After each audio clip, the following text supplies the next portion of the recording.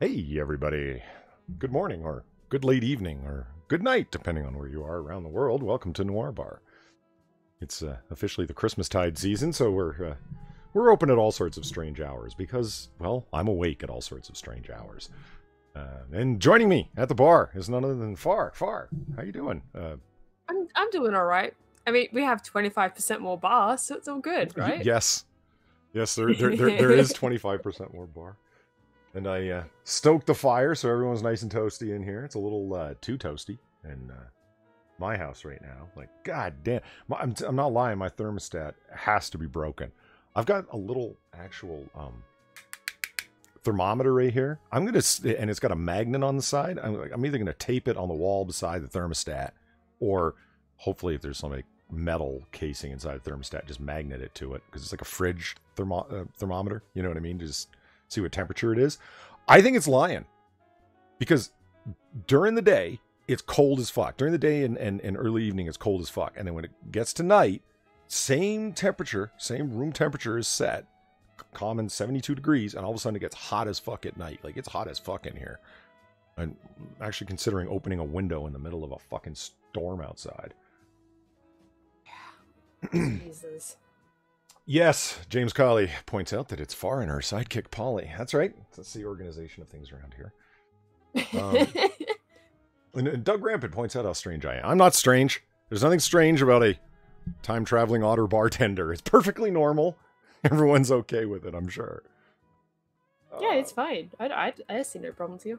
Yeah, and Ex-Bubba Hotep was the first one in here, knocking at the bar. Everybody just leave your commentary about his alcoholism out of this. It's fine. Sometimes people are here just for the company, okay? It's not always about the booze, although it is for me. Gilcato's here, and Pop-Tart's here. And she says Chris forgot her at work. Oh. Oh. That's sad. Mad Max is here, and Evolved Potato. Nice. Evolved Potato said he might be going to bed right away. And Havoc. Lots of cool people. Sweet. So I meant to add more Christmas decorations to Noir Bar since the last time, but I, as you can tell, I didn't get around to it. But that's because I started working on the Judy Garland shirt. So, and I may have gotten a little carried away with it. I may have. Well, I need to find the right pictures, right? And you can't just like cut it out and make it look shitty. I mean, sure, that's part of the charm. Well, you think? No. I'm trying to make it. You can't just grab any old picture. It's gonna be the perfect picture of our Judy Garland here. It's 50 degrees Fahrenheit, 10 degrees Celsius for countries that haven't put a man on the moon. Fuck you. I stole that from a video I was watching one time. Gilcato actually said, currently where he's at, it's 50 degrees Fahrenheit or 10 C in real units. so I decided to twist it. It was a guy doing a review of, like a classic Thompson machine gun, like a Tommy gun. Yeah. Okay. He's talking about it, and like people like overrate this gun, and he's like, let's do a realistic review. It's actually a ridiculously heavy gun considering how small of it was one of the points that he made. He goes, here, look, this is its weight in ounces and pounds, and then he pushes the unit conversion button on the scale and says, and here's the weight for countries that haven't put a man on the moon. I'm like, you're such a dick. Because you know what? Liberia hasn't put a man on the moon, and they use classic Imperial SAE measurement units. Fucking Liberia, man. Let's see. What am I? I'm gonna grab a bunch of windows all at once here, everybody. Just give me a moment. And do let me know if Far and my voices are out of whack in one way or another. If she or I are much louder than the other. Yeah, that'd be good. Mm-hmm. Thank you. No problem. So far, you heard me talking about the mushroom ketchup that I'm making, right? Yep. Yeah. Yeah, the ketchup. Mm-hmm.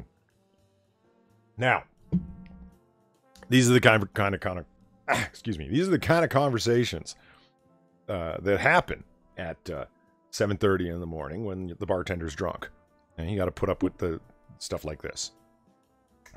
So I'm really into like the late colonial period, Revolutionary War period. There's a bunch of cooking shows that are on YouTube that focus on 18th century cooking and stuff like that. And this thing comes up again and again called mushroom ketchup. Remember Amelia Simmons' cookbook from 1794? Yep. Yeah. Yeah, and how all the S's are F's. Yes. The American Orphans cookbook. Yeah. Yeah, America's Orphan. Like repeated. She got fucked over by so many people. Yes, she did.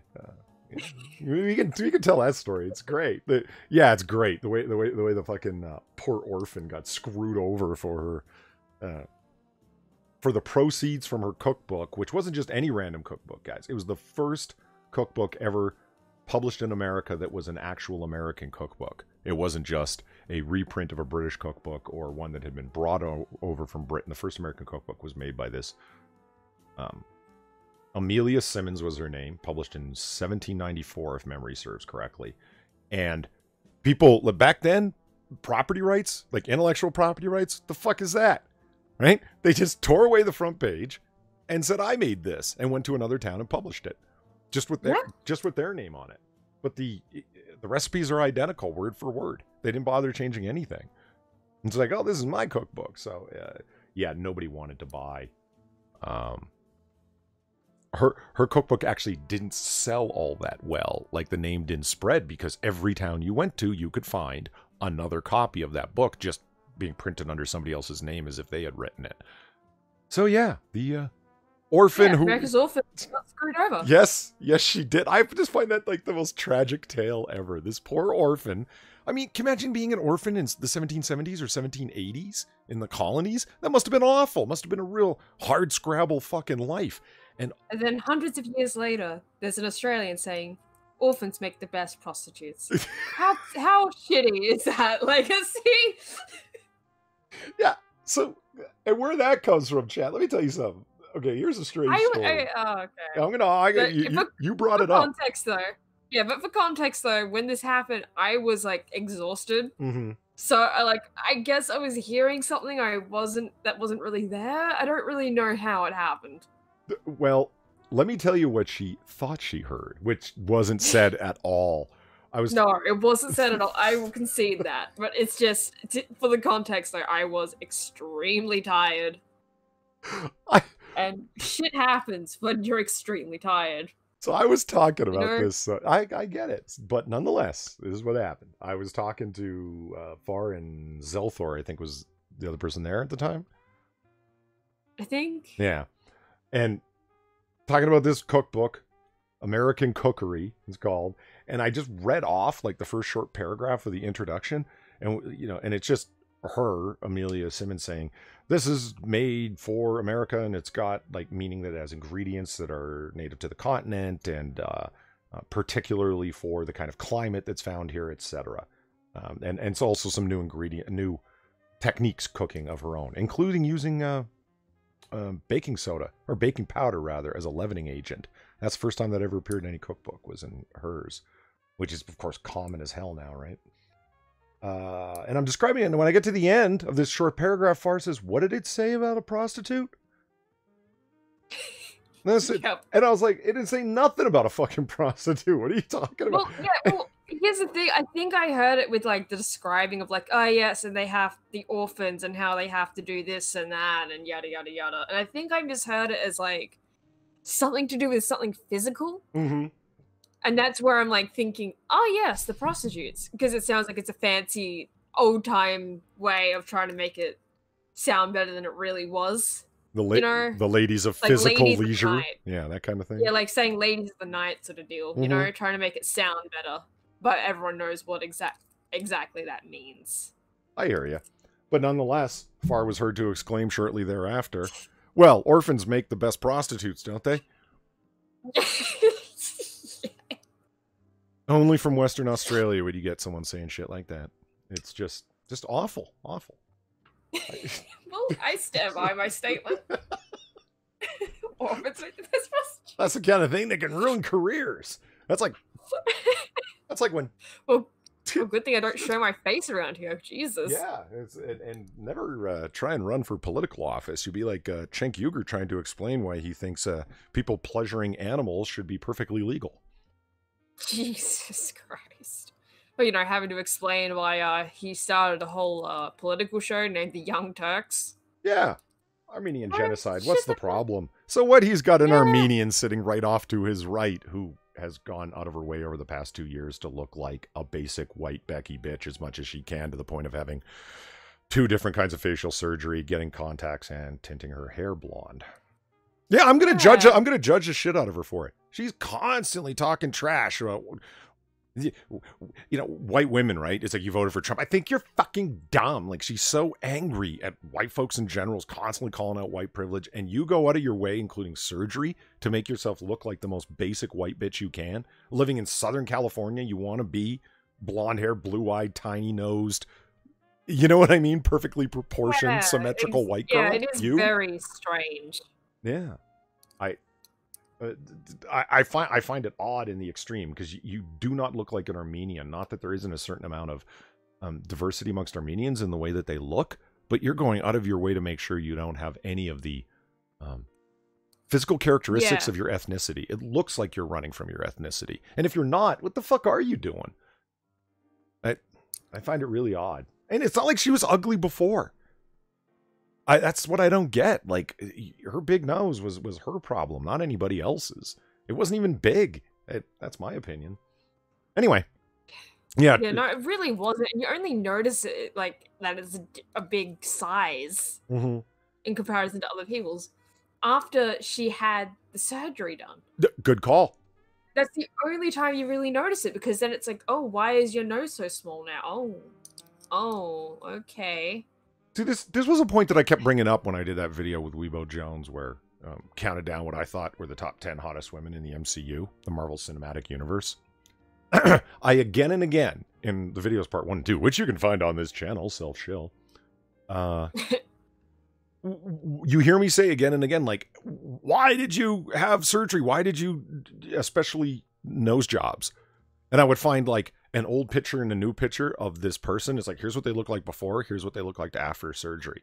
And it was like, Scarlett Johansson and Natalie Portman, lot of dental work where I don't mean braces. I mean, they had their old teeth removed, and what do they call them? Implants or oh god, I don't even want to know, to be honest. Like the permanent teeth insertion things. You know what I'm talking about?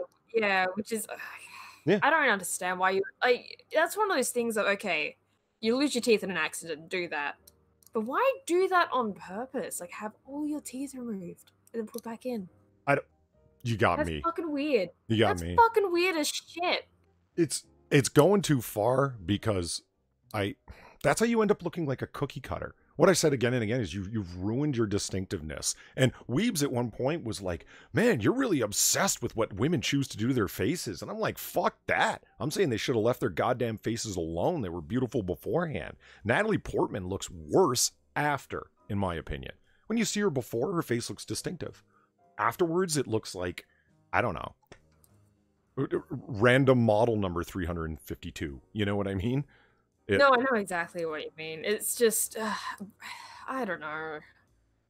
Like Bronco Boaz and BG say, like, a capping and veneers. Yeah, those words sound familiar. I mean, I definitely don't know the details of what's involved, and I don't think I want to know what's involved. Like, no, I don't think I want to know either, to be honest. Because I think capping that BG mentioned is that weirdo procedure where they grind your teeth down to, like, a post. Oh, God. And then then insert the fake tooth over top of that post and glue it to it or whatever, I think.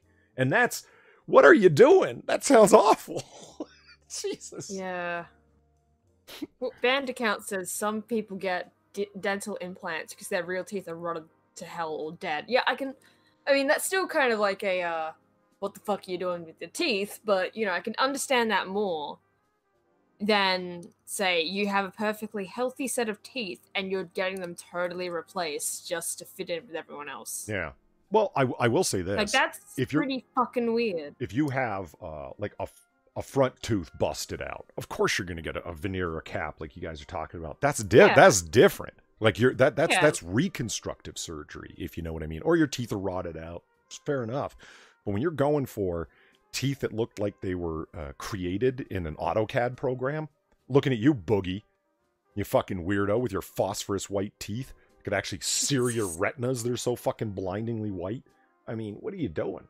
I get something that's a little more realistic looking, meaning little errors and flaws here and there that create distinctiveness. Am I the only one that wants women to be distinctive and not like No, you're not. Cookie cutter You're Barbie not. dolls? You know, No, I would rather them actually just have distinct looks as well. You know, it's just otherwise it gets really fucking weird real quick. And I get real kind of uppity and honorary about the whole thing where it's like, well, the beauty standards that women are subjected to. Off. Yeah, fuck off is exactly. Like, well, you got to be fucking kidding me. You chose to do that. Yeah, exactly. It's not the beauty standards thing. I mean, I get that around the Hollywood area, it's a bit different because it is kind of like, oh, we got to conform, but they don't really. It's not like it doesn't look good, but they all think it does. Like, I get that, but at the same time, it's like they're still choosing to do that. Yeah. They're still choosing to look like crap and think it looks fine. It's just stop. Let's take a step back and think about what you're doing.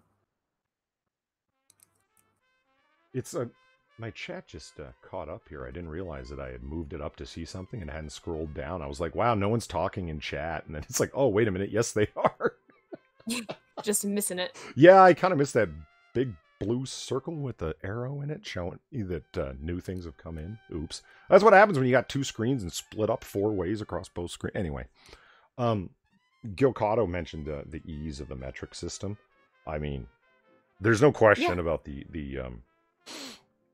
different, like how millimeters, centimeters, how they're all based on a base unit, and then the decimal change on base 10. Yeah, there's no question. It's a much simpler system. No, I mean, that's nobody of common sense debates that. How many jiggers in a fluid ounce, and how many fluid ounces are there in a gallon, and how many pints in a, you know? Yeah, it's like a mathematician just rolled a dice and they were like, "Here we go." I love that you think that there was a mathematician involved. I don't think so. Yeah, I know, right? It's like, no, I don't. I don't even know why I said mathematician. It should have just been like random peasant somewhere just rolled like some shitty little homemade dice. Also the why Americans don't use Celsius, Havoc mentions. One thing that, like, beyond all the various reasons, people say, why don't they just give up and switch over? I'll tell you why. Imagine the hundreds and hundreds of millions of dollars to do the unit conversion at this point. It's not worth it. No, I understand. When conversions can be done so simply and so accurately and so easily with pocket smartphones and you know, you just type the conversion into any search engine, DuckDuckGo, Google, it'll automatically do it for you. You don't even have to go to a conversion chart. Why spend the $100? What a waste of money. It's just, yeah, I hear you. It should have been done a long time ago, but it wasn't. And at this point, fuck, that's a bigger waste of money than half of Elizabeth Warren's ideas, you know? Yeah. And Brownco Boaz asked if it was the mushroom ketchup from Townsend and Sons. Yes, it is. That's I had heard of Amelia Simmons' cookbook before the Townsends, but what started my interest in cooking at that time was getting a copy of Martha Washington's cookbook, which was actually her grandmother's cookbook, which she later added more and more recipes to over time. And I got interested in like cooking from that time period from that, and then which led me to getting a copy of American Cookery by Simmons, and then over to YouTube. I'm like, people got to do this on YouTube, and that's when I discovered the Townsend and Sons channel, which I sub to. And if you're even remotely interested in that period, it's worth looking into.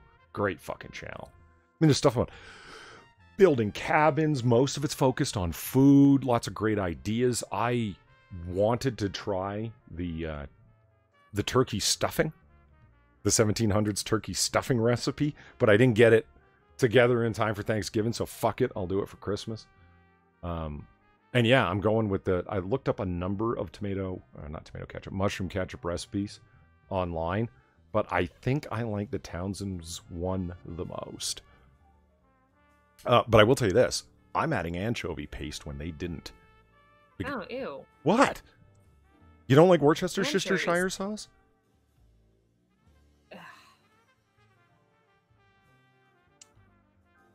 What? Just anchovy paste. Well, it's ground anchovies. Again, you don't like Worcestershire sauce? I like it when it's not just by itself. Well, of course, I'm not saying pour yourself a tall glass of it. I'm just saying, like, splashed on whatever food you happen to like it on. It goes great on red meat. I love it on eggs. I put that shit on everything. It's fucking fantastic. And that is a fermented fish sauce. It's part of how they make it. Okay.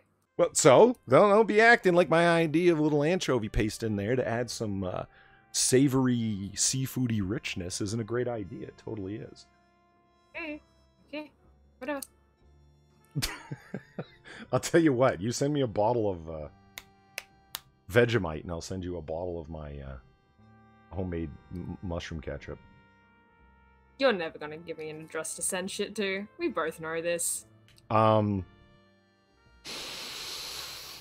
Maybe I will. I don't know. So after 2 years of being like, no, she might send me like explosives in the mail. I wanted to try your sauce. You're like, yeah, I might give you your address. All right, chat. Let me tell you guys something. It sounds weird, right? Oh my God, Polly's not willing to share his address with his friends. No, I know. No, I get why you do it, but it's just that funny thing of like not even a PO box. I mean, not you specifically. You. It's not. Yes, that too. Okay, yeah, and you might be wondering why he is singling Far out for this kind of treatment. Because she threatened to come down to my job at campus, find my desk, and place a stuffed otter on the desk as a sign that I know where you are. If that doesn't sound stalkerish and creepy, what would? And I meant that as a fucking joke. God, you take things so personally sometimes. Why would someone take something like that personally? What a weird takeaway. I'm gonna come find you where you work and leave a message that you will understand. An otter on your desk. Well, yeah, and notice the insidious cleverness of it, chat. Bar patrons, think about this. If I go to the police and I say, I think there's this crazy Australian out there who's she's threatening to cause me harm. What did she do? Did she send you a death threat? No, she put a stuffed animal on my desk. They're gonna laugh. They're gonna laugh me right out of the precinct. Yep. See? I'm telling you, it's been thought out beforehand to make me look ridiculous if I complain, yet to strike terror into my heart. I know what. But I probably wouldn't at the end of the day, though. I'm too lazy and poor. Okay, Brownco Boaz brings up a garum or garum. I've never been quite sure how to say that. Like classic Roman fermented fish sauce, right? Man, I've looked up some recipes for it. Like apparently the Romans just love this shit. They had, jars full of it, like wine back in the day, and ancient historians commented upon it. There were different cult groups, different mystery cult groups that were like, don't eat that stuff, it rots your stomach out, and other groups that used it in their anointings. Like it was all over the fucking place, this stuff. And I find it hilarious that a dark, savory, bitter yet sweet sauce that's made from fermented fish, what does that sound like? That's exactly. Isn't it weird that England, of all places, continues on the Roman tradition where nobody else does? I mean, I get it. Well, not really. Well, I get that they were part of the Roman Empire. I understand that. But everyone else, France, Italy, everyone else dropped it. But England kept the garum alive. I love it. You know what? There's the smart-ass retort. BG says, do you eat anything that isn't fermented? Beer, cheese, etc.? Which Bronco Boaz says, fermented women are icky. Yeah. Oh, God. Nice retort. I like it. Yeah, a naked lady should not smell nor taste like fermented fish. That's a bad sign. Yeah. You know what I mean? No, I know what you mean. That's just, oh, God. Virgil Grin says, this isn't a Noir Bar, it's just an alcoholics club. You motherfuckers are at a bar at 7:45 in the morning. Y'all need to get your shit together. I'm not drinking. I've got my water with a single ice cube in it. And possibly juice boxes under the bar. I'm not allowed to tell anyone I have. That just brought a great mental image to mind. The Virgil Grin statement there. I could somehow see somebody like, you know, standing in the middle of the bar in between the tables on the right and the bar on the left, just pointing around the bar as he yells at everyone. You motherfuckers are at a bar at 7:45 in the morning. Well, it's always nighttime somewhere. Yes. So it's fine. That's how Noir Bar works. Yeah. It's always night somewhere. You know, that brings to mind an interesting story, a yarn I shall spin. Oh boy. Well, get ready. I was watching Ken Burns' documentary on the Prohibition era. It hasn't happened yet. I was watching it in the future. Anyway, he brings up at a certain point in the story, because speakeasies come in as a thing, right? Where you can secret saloons, etc., and all the things that go along with them, secret nightclubs where they have big band and jazz bands playing and all that.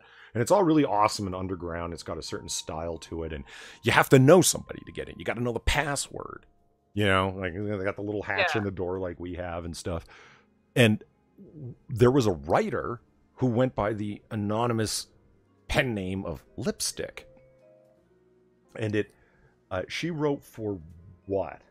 New Yorker? New York Magazine? I'd have to go back and check to see which one. But somebody was awesome enough to put up a website that reprinted all of the articles that she wrote. So we're talking about still being awake at 7:45 in the morning drinking, right? That was her routine. And it was kind of awesome. She, in a lot of ways, ends up defining what a flapper from the period is and does. If you know what I mean. Her stories are written with this incredible snark and sort of like wily charm, if you know what I mean. It's like, we went to this one place and it wasn't as good as the other, but it still had liquor, if you know what I mean. Like, you know, it's all said in that kind of way, you know, like, how bad could it have possibly been? She wrote her stories stumbling into work at the printing office at like 6, 7 o'clock in the morning after she had been out all night drinking, and wrote up her story, still blitzed out of her mind, would pass it off to her editor that would turn her ramblings into actual sentences and remove any curse words or random pieces of blasphemy that might be in there. And print them off. And I went and read them, and yeah, some of them are goddamn funny. There are some great stories in there. You see how the mythos of the speakeasy made its way to the public. Like, if they really were secret saloons, a lot of it came from this character known as Lipstick that fell into national lore in that way. And so yeah, there's lots of reasons, you know, just so everybody knows, to be at a bar. Maybe this is just your lifestyle. I mean, it's mine. She slept all day. Why can't I? I guess that's because no one's paying me to tell stories of what happened at Noir Bar. I guess would be the reason. Yeah, that would be a part of it. But if you are interested in tipping your lively bartender, you'll find my Streamlabs right there in the chat. You can also find Far's merch link down in the description. Buy her shit. Yeah, buy my shit. Yeah. That is how that goes. A flapper? You mean a loose woman? That's cool, man. That's cool. Should I just have like a piece of merch that just says "buy my shit," but it's all like written in nice little like nice text that's like covered in sparkles and shit? Just buy my shit. Well, I don't think a lot of women will be wearing that. That looks bad. It looks bad. It looks like you're a walking billboard for yourself as an escort. And? Oh. I had assumed that some women might have a problem with that. Maybe I was wrong. I don't know. I don't know. Maybe I'm directing it towards those orphaned whores, you know? Jesus fucking Christ. Oh my God. You can't say orphaned whores. That makes it sound like they were whores who were then subsequently orphaned. There were orphans who became whores because they had no other choice. It's far more you make it sound hilarious. It's actually a fucking tale of tragedy, goddammit. I like how James Coley thinks I'm in high school. That's great.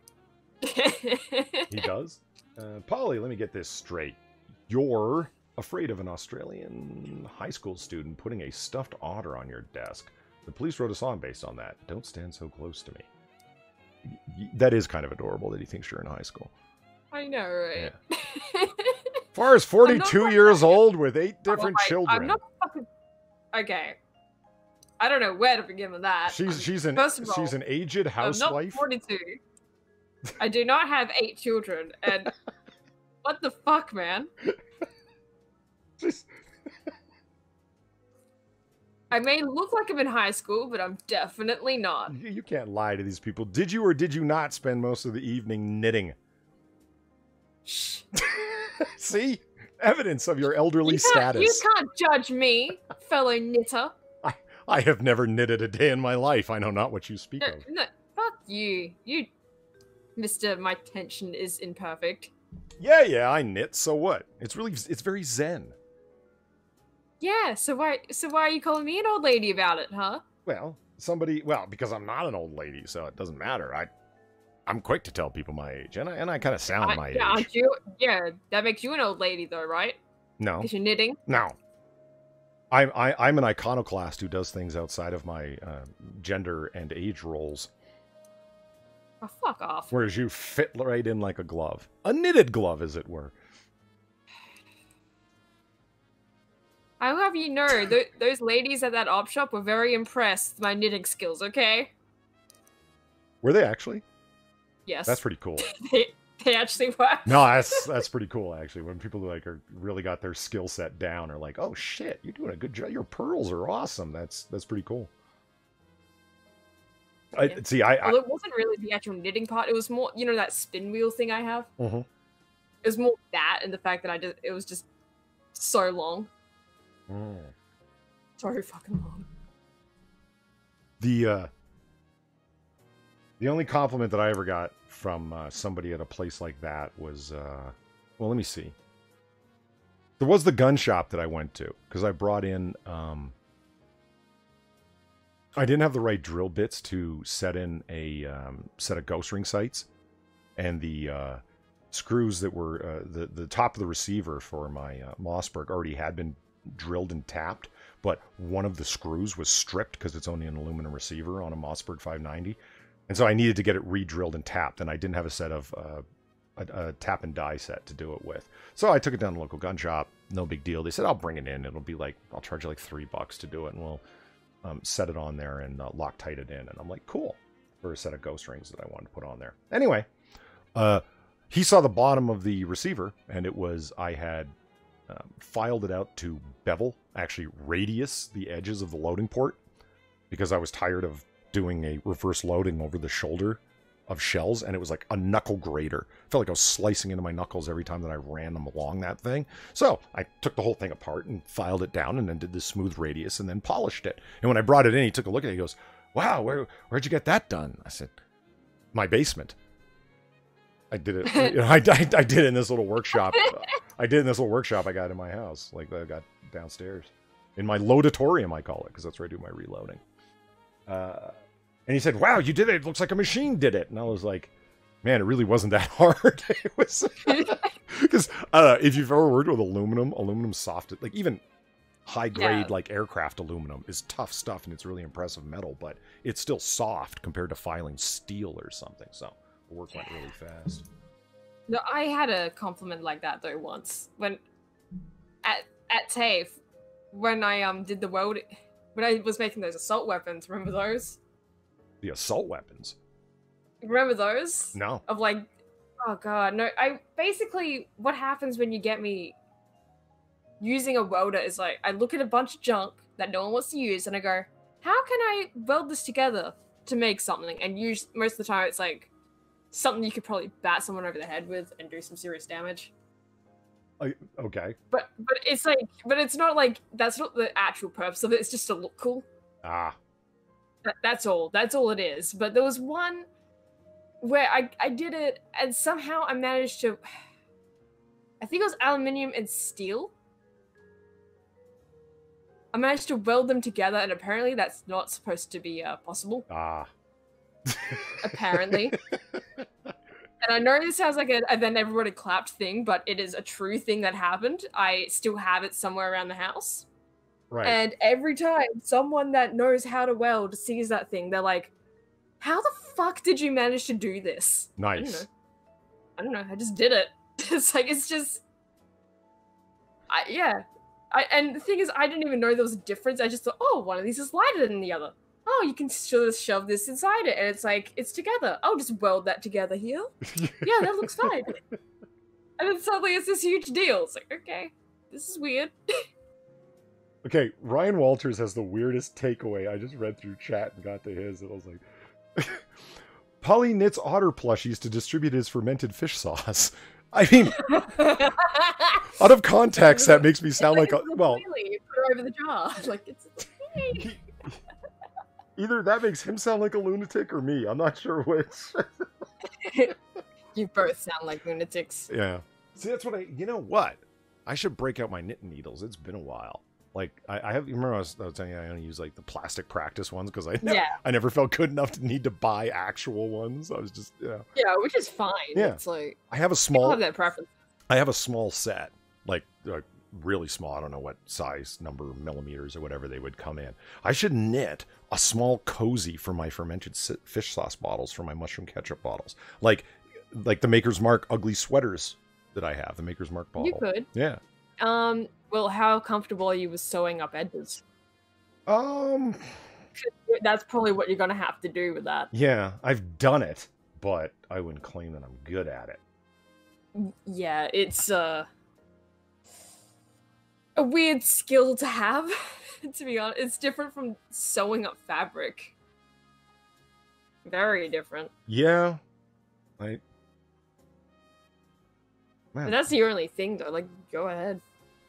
Look at all the people who's piled in. Harry Channel's here. I mean, Ryan Walters is here. Manic's here. Hey, Manic. And Pete's here. Fuck, everyone's here. This is awesome. Functional, of course, because I've already talked about.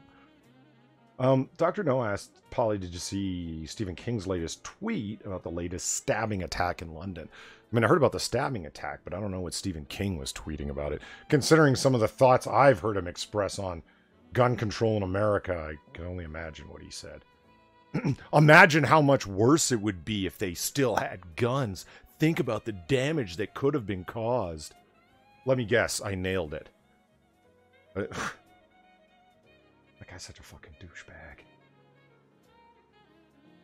Manic asked me to stop being so attractive. No, I refuse. I appreciate you asking, but I cannot do that. Who was it that said they wanted to learn to knit, but they don't have the patience? Was that Manic who said that, I think? That's why I started knitting. It was suggested to me. It's like, you know, yo, man, you need to chill. Like, it was like a number of years back where you have a habit of, like, you know, working yourself up into anger. Why don't you get into some chill stuff? I'm like what?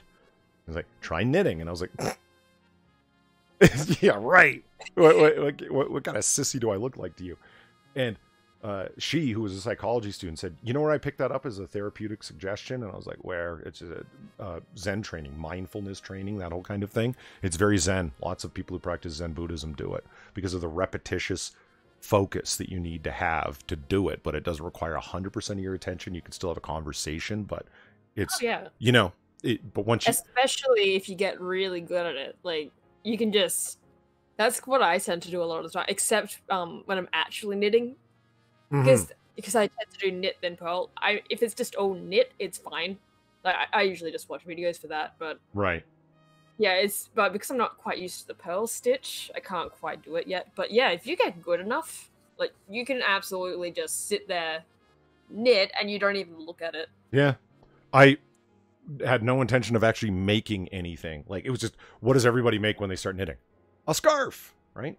Because it's a certain, it's a certain number of stitches wide, and you just keep going. And so that's what I did. The first thing I made was a scarf, and then I made another scarf that was cable knit to learn how to do that. But it was, as soon as that idea was suggested, I started thinking about it. I'm like, yeah, the fuck do I care?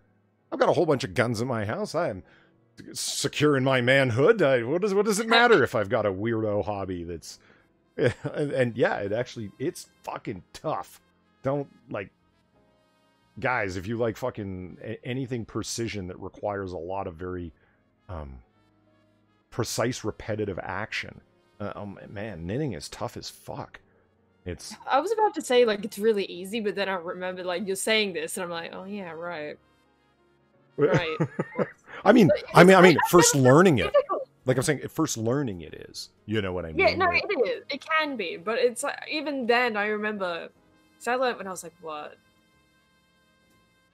8 or 9? Yeah. Around about that age. Like, that's when I first kind of learned the basic thing of it, and then I picked it up maybe when I was in high school years later, but I still remembered exactly how to do it.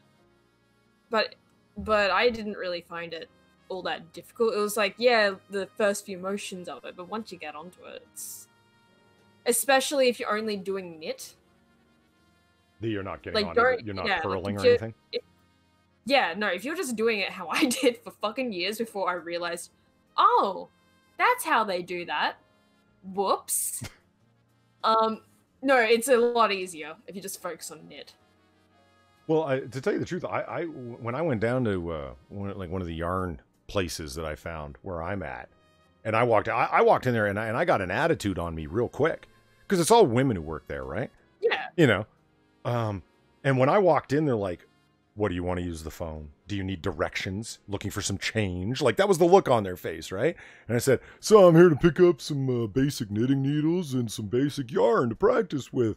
And they weren't helpful. They weren't like, "Oh, well, that's cool that you want to try this." They were all judgy about it. And that made me want to do it all the more. I was like, what? Go fuck yourself. I can, you know. Yeah, unfortunately, it's just because of what it is, you know? Like, a lot of the time, no, because the thing is, for those old ladies, the only people that be doing the knitting are women. So it's kind of that weird thing of like, oh, what's a man doing here? Well, it's, you know? I'm just saying. I kind of understand it in a weird way, but at the same time. Well, I'm just saying, I've been in a whole fuck ton of different gun shops and ranges, and I have never seen a woman talk to you like that. It's always like, "It's so fucking cool you're here," you know, etc. Yeah. So I don't know. I don't think women are the judgmental tribal ones in this scenario. Especially old women. Holy fuck. Like, older women are the most judgy bitches you will ever come across. Yeah. It is insane. They remember their youths when they actually fit in at speakeasies because they're old enough to remember that period. Yeah. Yeah, oh, Jesus Christ. But, yeah, knitting, though, it's... I don't really see a reason to be like that, though, with men getting into knitting. It's really fucking weird. I would think that you would hope they would actually be more glad that someone else is taking it up, you know? Yeah. Not that many people actually knit anymore. I love this. Frankio says, "Smash the matriarchy." You old hags. Smash that matriarchy, Polly. We're coming in. We need to make knitting more inclusive. Yeah, make knitting inclusive. Come on. Oh, man. Manic thinks it would probably frustrate her.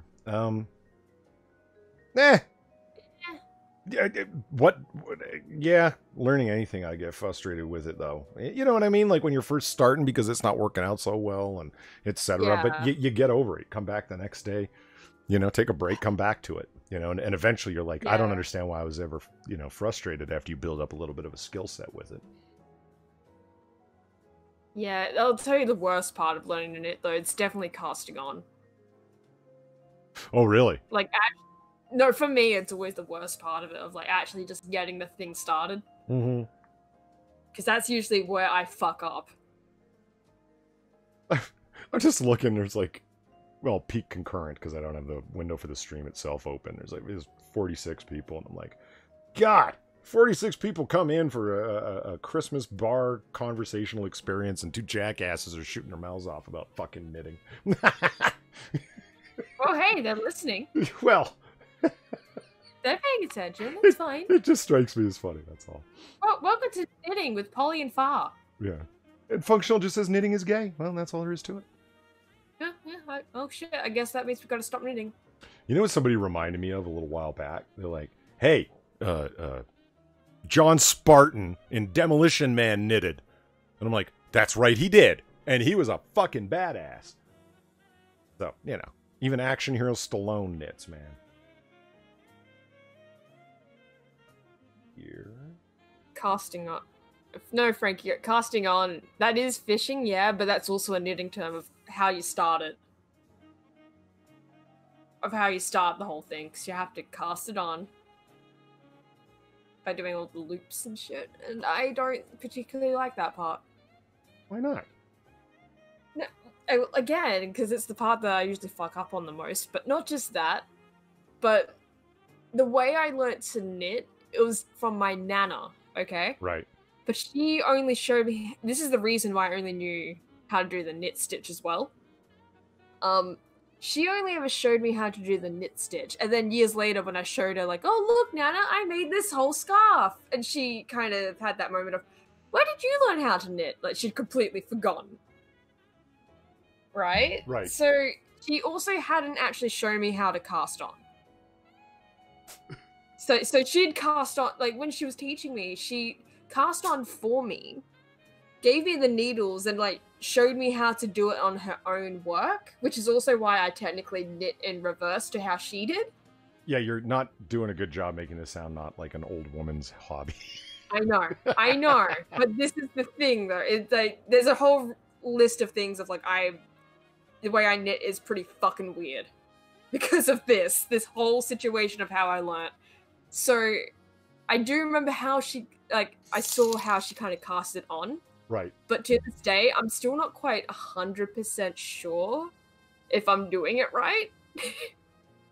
And because, again, of the way I do knit and how it's the opposite of how she did, looking up any tutorials on YouTube or anything like that, it doesn't quite work for how I do it, because it's either from the front, right, doesn't look correct, or it's from their point of view, which also doesn't look correct. So it's just, I'm fucked. Hold on. Over on the Streamlabs. Thank you, Cryptic, for the $5 tip. I appreciate it. He says, you people joke, but this year, the Knitting Forum, the largest in the world, banned right-wing and conservative thoughts and pro-Trump on their site. They are dickbags. You know what? Yeah. I completely fucking forgot about that until you said that. I remember hearing that or reading about it. The Knitting Forum. It's like, oh, we got to... Yeah, no Trump in knitting. Are you kidding me? I can just imagine, like, the joke is like, you know, you people are like a sewing circle or a quilting bee. What do people do but sit around and me, as if politics don't come up all the time? And you're not... Yeah, no, that's exactly what happens in those groups, though. It's like you sit around, and because you're just sitting there doing something mindlessly, you end up talking. Yeah. So shit comes up. And what they don't want coming up, apparently, is Trump, conservatism, quote, right-wing stuff. And I can picture a whole bunch of angry, would-be, offended people sitting around, like judgy women who are quick to be judgmental, shit-talking bitches. Can you imagine the shit that they're sitting there saying? I can't wait till Robert Mueller throws his stupid orange ass in jail, blah, blah, blah. Yeah.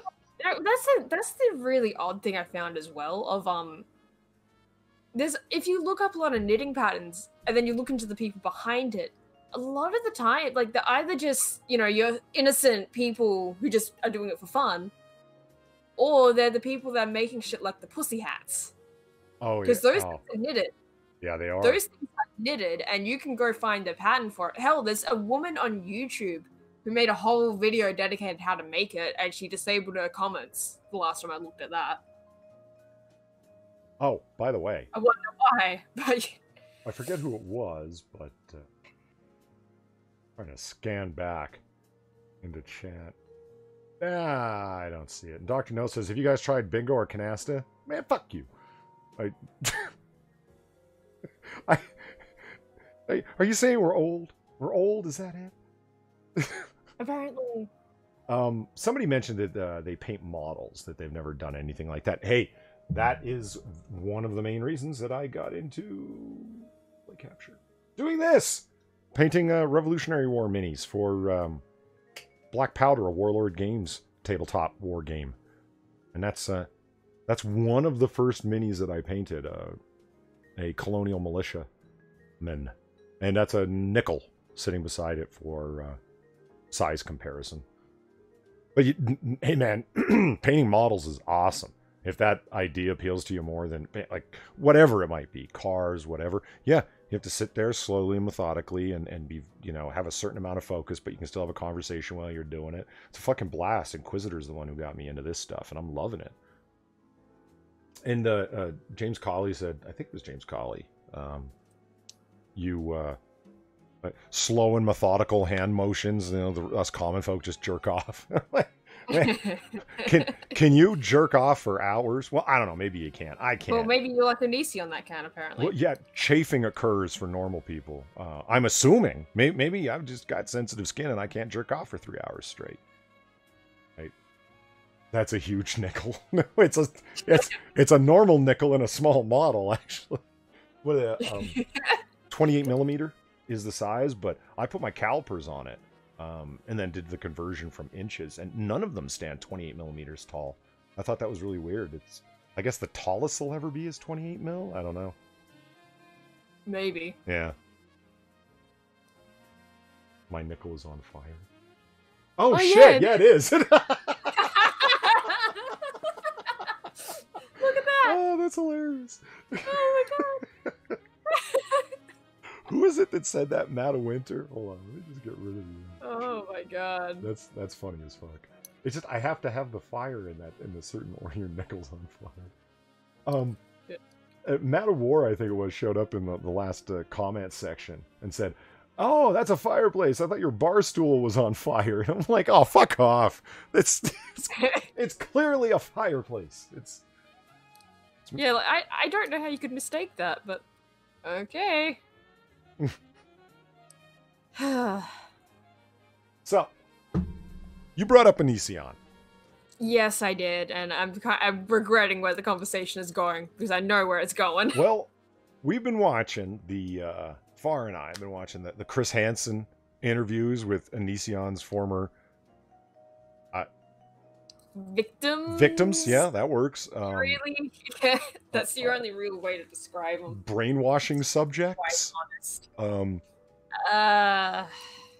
Acquisitions. Yeah, acquisitions. He certainly seems to view it that way. And one thing I've become very comfortable saying without making any kind of guesswork in it, that Kai / Laney-bot / Taylor, now currently Kai, bitch. Yeah, / bitch, is, except for her own initial involvement in this guy's life, is complicit and involved and a active member of everything this fucking guy's been doing. Yeah. He is the one going out there. For those of you who don't know, Onision's former wife, now husband, because she came out as male and prefers male pronouns. So fine, whatever. He is the one who's usually contacting these girls. And yeah, which I don't know. Part of me thinks that because Onision has all access to her accounts, apparently, I have a feeling he might be the one doing the initial contact and then telling her, right? Or they're doing it together or something like that. Like I don't know. It just seems very strange. And one thing that we've kind of come to realize in watching Chris Hansen's interviews with these various, no longer girls, not with these women, is that, and when they're talking about how they initially were contacted through Kai, who they thought was Kai, whatever, it's Onision and Onision's spouse, whatever you like, then Laney-bot, both just share a similar taste in girls. Yeah, no, they absolutely do. Which is the alternative girl. Yeah, alternative girl, colorful hair. Definitely piercings. Definitely on the young side of things in a big way. Yeah. Just creepy. Oh, Yeah. W.R. Costin's talking about what dolls I just got here. We're talking about Onision and all of his creepy habits that Chris Hansen is in the middle of exposing very well in a documented way. Like, you hear the rumors, little bits of this, little bits of that. Sometimes you'll see clips of Billy talk, and I've seen them over the couple of years I've been on YouTube and stuff. But just watching Chris Hansen sit down and interview these girls, these women, is like, dude, Onision, like, I always knew the guy was fucked, but it's a totally different experience to hear it in a detailed fashion. It's like, okay, this one girl lays out this story, and it's not like the stories that Trump's accusers have, which are very vague. It's lacking all the detail of the day. I don't remember what day it happened on. I don't remember anything, but all of a sudden when it comes to the assault, it gets gruesomely and explicitly detailed, and then the detail ends about what happened afterwards. That doesn't settle with most people as being an honest retelling of events. Yeah, because usually it's the opposite way around. Like, you remember this, but you don't really think too much about the actual event. Yeah. Whereas with these girls, again, you don't know. It's not like the guy's been taken to court yet. But I'm just saying, Because, oh boy, that FBI, right? One girl will tell her story, and it's wildly similar to what the next girl says, and the next girl says, and the next girl says. Although, to be honest, like, the one thing that you could probably say as to why that might be, like, it's cynical talking here, because I do believe them. I do think this is legit. But devil's advocate here. They do seem to have a group chat together, according to the last girl that I did an interview with. That's a good point. So, so if you really wanted to be cynical about it, yeah, but they do have a group chat. There's the thing. It's like the guy went out of his way to ensure that he certain age limits were met depending on what state he was in. It's a different conversation. We talk about when he crossed state lines to go have, because that violates a federal law, et cetera, et cetera. So all those things are questions. What's not questions is, were Kai, Onision, and these girls trading pictures back and forth when the girls were underage? Then the answer is, yes. That's something that's a provable, demonstrable fact. Did it happen? What date did it happen on? The electronic communication seemingly should be able to be verified. If it was, there's your federal crime right there. And so it's not about whether or not he did something that was really horrible that relies on single person testimony. Yeah. Yeah, like, again, I do believe them, but there's just that one thing where if someone really wanted to, and I mean by someone like Onision's fan base, they could latch on to that, despite every other thing being like the fact that he did upload video of one of them having a seizure. Mm-hmm. Or the fact of the whole Billy thing happening of, so we're gonna have to shave your head and have you locked down in the basement and have a tattoo on you saying, I have wronged you. Yeah. What is with the repeated head shavings he wanted to do of these girls? Yeah. That's just some weird creeper shit. I would think of, like, why though? Because usually, especially with these girls, that's like a real big deal of gonna shave your head so you have no hair. Right. Like that, it's a beauty thing of like my hair is a part of me. It makes me look beautiful. Why would you shave that? Right. And so it's demeaning. You think he's in the mindset of he's getting off on demeaning them? You think on degrading them? Yes. Okay.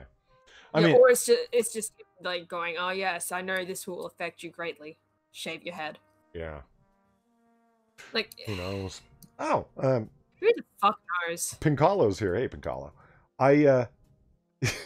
So far, remember the other day when we were talking about Andy Worski when he came up over on, I think it was Monkey's stream, and then I was saying, yeah, remember Andy Worski? Is that guy still doing videos, etc.? And it had been so long since I had seen the video of him yelling and screaming, "Stay back, get back!" Like, remember that video? So I went and found that video. Guess what the fuck comes up in the middle of that video? What? It's zoomed in, so it's kind of like a little bit cropped. I'd say like 70% of the original image is still there, the remainder of it being cropped out. Just to zoom in on Andy with his scream until his voice box sounded like it was ready to strip. This was all IRL streaming, right? Yeah. The chats are still coming up. So-and-so donated, so-and-so donated. As soon as I press play and watch it, there's Andy screaming, "Stay back!" And then aim, aim, aim. He's yelling at his little buddy with the gun. And Pincalo, the driving ape man, donates $2 Canadian, comes up on the screen.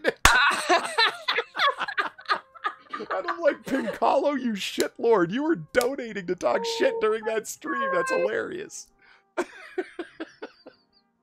Well, I hope that's money well spent. You know, Are you whatever it was, like it was, unless it was something insane, I'm willing to maybe probably just throw $2 or $5 at him, whatever it was worth it because you are, immortalized, because at the moment when it starts is when your fucking donation comes up. yeah. So every time someone uses that clip, there's Pincalo coming up on the screen. Also, James Coley, funny you say that. What? He sounds like a wannabe cult leader for the Onision. Oh, yeah. Funny you say that. Because, fun fact, Onision did try to start his own cult. Yes, he did. He did try and start his own religion on one of his early forum sites, because the guy's obsessive about forums and has been on them, running them, creating them, active in them for years. Yeah, one of them was religiously based. Now, this is one of the things that pisses me off, because, I mean, you guys must have heard this before if you heard me over on Monkey Stream or over here. I'm not a big fan of vocal atheists, your TJ Kirk types, because they're, like, they kind of created a religion of their own of atheism. Now, obviously not a literal one, but I just mean that they have their... they have a view of who's heretical and who's not and what purity tests should be applied to this standard, and they spend all day talking about it the way a religious nut job might. That's supposedly what Onision's all about. Because I remember that guy was talking one time. I saw a clip of him, and he's bashing religion and going after the biggest badass of them all, real big tough guy, bashing Christianity. Let me hear you bash Islam, you fucking pussy. Yeah, it's too much of a fucking coward to do that. Bash Judaism, you fucking coward. Right? And you never hear any of them go after Zen Buddhism that has all kinds, or just Buddhism generally, that has all kinds of spiritual claims associated with it. Anyway, this guy was supposedly so angry because he was raised in a Seventh-day Adventist church, and his father was all real hardcore, so he's got like these big beefs with his dad, and how dare you make me go to church, and blah, blah, blah. Yeah, which you can read all about his daddy issues in his books. Yeah. Every single one of them. Well, I've never read one of his books, but yeah, I've read... No, I haven't either, but I've seen videos of people reviewing them. So have I. So I know the basic plots, Yeah. and it's like every single fucking one, without fail, there's something in there about his fucking daddy issues. Yeah. I mean, I've watched reviews of his books as well because they're entertaining. Usually they're literary reviewers that they do books in general. And then for like an example of how bad can get, they buy one of Onision's books and review it. Yeah, I've seen one guy do that. There was another girl that just does weird shit in general, usually like Tumblr related. Right? Mm-hmm. And she did a whole thing of it, and oh god. Yeah, both of them, like, touch over the same shit of, like, this is pretty fucking weird, man. Yeah. No, and so how odd, how strange does it sound, this guy who's like, fuck religion, but when he talks about fuck religion, he's talking about fuck Christianity, and then, he starts his own religion? Like, his own cult, rather, and it has a lot of spiritual claims involved in it, and he's one of the classic morons, in my opinion alone. You don't have to agree with me, but that... I believe in science and rationality and evidence that's been clearly presented to me. Now let me go ahead and make a bunch of unsubstantiated claims that aren't subjectable at all to the scientific method. It's like, yeah, right. Go ahead with that, TJ Kirkite. Right? Yeah. Oh, God. It's Zombie Teddy's a Seventh-day dickheads. You mean the vegans cult? Yeah. Yeah, they are vegetarians over there. I'm not sure. Are they actually so far as no eggs and cheese and everything else? I don't really know much about them, to be honest. Yeah. Well, they're not a terribly big group. They're just kind of well known because of how particular they are and how Old Testament-y they get with things. You know what I mean? Let's try to start his own cult, though. Just remember that, guys. If he ever starts sounding really super culty. Yeah. Yeah. There's a reason behind that. Oh, Talix here. I haven't seen you in a while. Or missed you in chat. How you doing? Save you a seat. Definitely not a problem. I'm looking through Bronco Boaz. I call them evangelical atheists, right? They're evangelizing their beliefs. You're not wrong. That's a great name for it. And number one, nowhere. Fuck Zoroaster. Right? Ancient Persian god, my ass. You know how... well, what? That's who Zoroaster... Well, he's not... No, I'm not laughing at that. I'm laughing at the gayest person on YouTube in chat. But Polly, we can't respect you until we know you took the banana challenge like TJ. Right? God, didn't he do that for, like, online flirting with some girl? Like, it was, like... I don't really know the story behind it. All I know is that he stuck a banana up his ass, and that's all I really want to know, you know? Well, Doug Rampant suggests a cult. The cult of the otter, and the first rule is do not eat otters. I'm okay with this. This doesn't sound like a cult. It sounds like a good sense regimen. It sounds like just bar rules in general, you know? Yeah. That's what I need to do. I need to put up a little sign. One over off to the far left, there's a frame copy of the bar rules. Yeah, there's a comic book curation logo. I should put bar rules that if you zoom in, you can see. And rule number 1 is don't eat otters. You shouldn't anyway. It's just wrong. Thank you. Weird. Thank you, Circus Zero, for the tip. I appreciate it. Onion Boy went to the R. Kelly School of Artistry? Pickup artistry, I'm guessing. Oh, pickup artistry, yeah. You know what? You got a point there, Circus Zero. Because I'm thinking, well, no, he's not a famous music star. Like, because that was a large part of, like, R. Kelly would be. If you ever watch those girls' stories, he's like, oh, I want to get you in the studio, singer, dancer, you can come on tour with me. And always, these are very young girls that he's attracted to or interested in, whatever the fuck, and then ends up doing all his nasty business with, right? Wait a minute. That's exactly what Onision was doing. He's appealing to his fucking fan base and talking about how you can come make videos with Kai because you love her so much and be on my channel. Got like 1.5 million subs. You'll be famous. He's promising the exact same thing. Exactly, Circus Zero. Good call. No, yeah. No, it's the exact same shit. Yeah. And it doesn't hurt that his fan base is pretty young too, you know? Yeah. What I mean... So, of course, they're going to be more likely to believe it.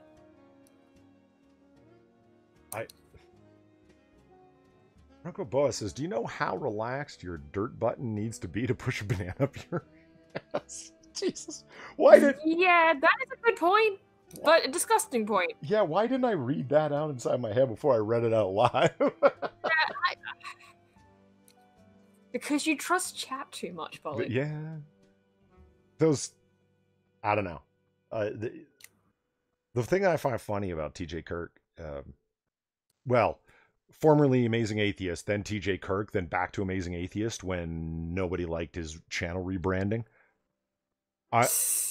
No, seriously. No, I get it. I just find that funny. Yeah. No one liked it, so he went back. Yeah. You go back to his channel, if you look at it now, he still has a following. He doesn't do the numbers that he used to, but holy shit, I'd be ecstatic with the numbers he pulls. A lot of YouTubers would. That are trying to come up a little bit. Yeah, it amazes me that people still want to tune in to hear this guy play the same fucking song and sing the same fucking lyrics every fucking video. Don't you get tired of it? Probably. I've watched a number of his videos. Either that or it's too high to really care. It's like, wait a minute, let's click on this guy's video and see if he's still like a spaced out fucking pothead that is really angry at his parents forcing him to go to church when he was a kid. It's like, you're a grown adult. You're in your fucking 40s. Get the fuck over it. That's why I call it angry ex-girlfriend atheism. Again, this is just my opinion. No one has to agree with me. Come on. I remember going to church as a kid. I fucking hated it. I never want to go again. Does that make me an angry atheist, though? No. Why? Because I am an adult. Yeah. It's if you're, I mean, and that's where the angry ex-girlfriend thing comes in. I'm sure it's the same with angry ex-boyfriends, but I don't know anything about that, so I referenced the girlfriend thing. But I mean, a girl that will talk shit about you all day on fucking Twitter, all day on social media, wherever she can find, probably most likely Facebook and shit, and will repeatedly reference how bad you are, how awful you are, will immediately tell anybody who's willing to listen how bad you are and how badly you treated them. but then claim the whole time that they're completely moved beyond you and how happy they are you're out of their life. What does that sound like? Yep. It sounds like one of the angry ex-girlfriend. Yeah, well, actually, I was trying to describe the angry ex-girlfriend. You see how similar it is? I'm so happy religion's out of my life. I've moved beyond it. But you talk all day about it. You built a YouTube channel up around it. You never shut up about it. You know, for something that doesn't exist, you're really angry at it. Bugs me. It is a very strange thing, but at the same time, it's like, okay, I guess if you're happy doing that. I mean, I don't think you're really happy, but whatever. Yeah, well, do you think they're actually happy? Oh, shit. No. TJ Kirk comes like, I've seen bums that seem happier than TJ Kirk. He seems like he's an angry, spaced out guy. I mean, chat, you got to know this. Certain people who smoke really good weed, like, I mean, I'm not talking like some trash bush weed. It's meant for some people and not for others. Some people it relaxes them. Some people they just chill out. Other people burn the fuck out on it and become angry, forgetful space cadets that are bitter, emotional, moody. You know what I'm talking about? There's certain people that just can't handle really good THC, man. It's just not meant for them. Their mentality, I don't know if it's biological, psychological, I have no idea, but I've known people say, man, it'd be a mental thing. So you got to step back off the blunt or put the bong down, whatever the fuck it is, because you're moody, forgetful, emotional, lashing out constantly. You come across like a classic pothead. You can't string two sentences together without tripping over your own words. You're a fucking pothead, man. And then I know other people who smoke up daily and they don't have those problems. They're just chill people. Yeah. It's that thing of like, anything is like that though. Like, alcohol isn't for everyone. Mm-hmm. Pot isn't for everyone. Certain medications aren't for everyone. Like, yeah. And it's just a thing. Remember, TJ Kirk is a guy who moved hundreds and hundreds of miles away just so he could be in a state that had legal weed. And it's like, wait a minute, wasn't marijuana? Yeah, he did. Did you have any problems accessing marijuana of multiple different kinds and etc. where you lived at? Why would you move somewhere where it's legal so you can go to a dispensary and pay 3 times as much? Probably just for the legality of it, of like, I don't want to get caught doing this. Mm-hmm. Yeah, like, I mean, yeah, it probably would have been cheaper, but at the same time, if he's doing this on camera, in a state where it's not legal. Well, that's a good point. If you're doing it on camera, that's a good point. Yeah, I can see why. Like, if he's doing this on camera, why he would move. Mm-hmm. Just for that. Because, I mean, like, it'd be that weird thing of like, oh yeah, I'm doing a show, guys. Oh, what's that knock on the door?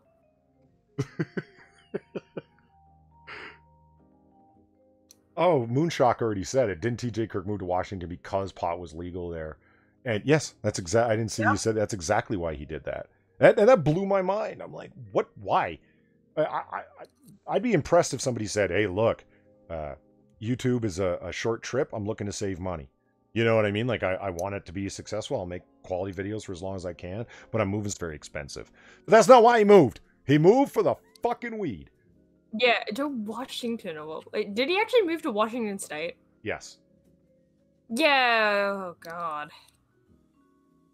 Well, good luck with that. Good fucking luck. Yeah. Chat, let me know if the stream just started buffering for you guys. Because I just had a pop-up in the creator studio tell me that it wasn't receiving data from... Mine's alright for now, I think. Yeah, I've got it up, so... Everyone I know that's... Seems to be okay. Yeah, everyone I know that's using OBS has said this recently. It's not YouTube, it's like, it's the program, it's the software. That it'll just stop transmitting or cut the data in like half and then it starts buffering, and it's only been lately. I don't know what the story is there. Ooh, that's not good. Yeah. Don't get me wrong, I see why a lot of people have gone over to StreamYard, like the pay version of StreamYard. Scribe did, Weibo did, a whole bunch of people that were using OBS. Ethan Van Sciver did. But no buffering? Good. I mean, it still says that the stream status is bad. We are not receiving enough data, or we're not receiving data at a fast enough rate. Your viewers may experience buffering. Ensure your connection is fast enough. Hey, shut up. It ain't my connection.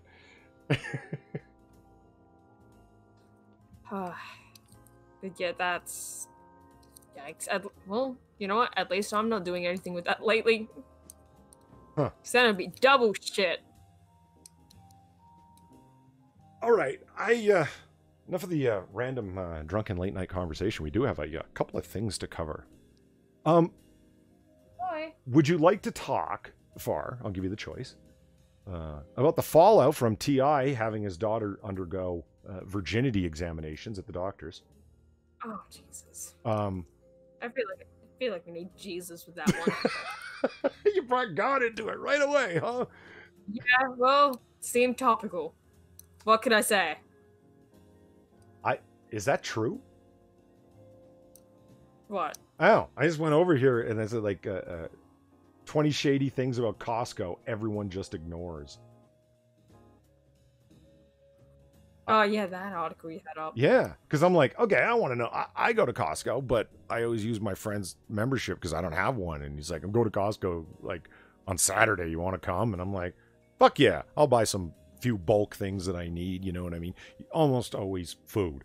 It's like, yeah, I'll buy bulk of this and then break it down into smaller portions because it's going to be way cheaper there than I can even get it at sale at the grocery store. And hey, broke grad student here, by the way. Tip your bartender. You know, let's go with this one to begin with. You know what number 20 is? You don't actually need a membership. Is that true? I don't think that is. I mean, no, maybe technically they're saying, like, you don't need a membership, as in you could just go in with someone. Let's see. According to Best Products, you can go into a Costco without a membership to use the pharmacy or the optimists, but to shop for optometrists. Sorry. And they're very positive folk about your eyes back there. To use the pharmacy or optometrists, but to shop for anything else, you will need your own card. Oh, well, fuck. Whatever. What? No, so that is you totally still need a card. Fuck off. Yeah, exactly. You just fucking lied to me. So you don't need a card to use an optometrist and a pharmacist. But everything else. Yeah. It's like, and however, if you have a friend or family member, you can always take guests along, up to 2 guests. So therefore you really don't need one. Okay, you haven't told me anything I didn't already know. That's, fuck you, man. I mean, I guess certain things at the pharmacy might be a good idea, but I don't know if I really need 5,000 Tylenol caplets, you know? Yeah. Number 19, Costco relocates items so customers can grab more while looking around. That's what every store does, though. Yeah. Like, that's what the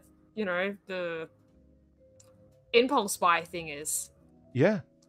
And the displays, like, that's suck. Literally everything. That is basic store shit 101, you know? Well, let's just run through these because this is a bunch of bullshit. Number 18, you can purchase your very own coffin. You can purchase a whole number of woodcraft products, among them coffins. Yes. Wow. So I could totally have a coffin bed? You could have a coffin. If you wanted to buy a coffin and sleep in a coffin, although I don't think you should, yes, you could. Yeah. No. Better than coffin bed. Just storage. I could store all my wool in there. I don't understand. It says 20 shady things. That's not fucking shady, you clickbaiting bastards. That's pretty... I mean, like, yeah, that's weird, but at the same time, like, a cool-ass coffin, you know? You could have that in your home, like, store shit in it. There's nothing wrong with Kirkland brand. LG, nothing. Number 17, Costco's diamond engagement rings don't come with GIA reports. What's that, like a authenticity thing? I guess it's... But, I mean, like, if you're buying a diamond ring from fucking Costco, that's on you. Yeah. You know? Like, what are you doing?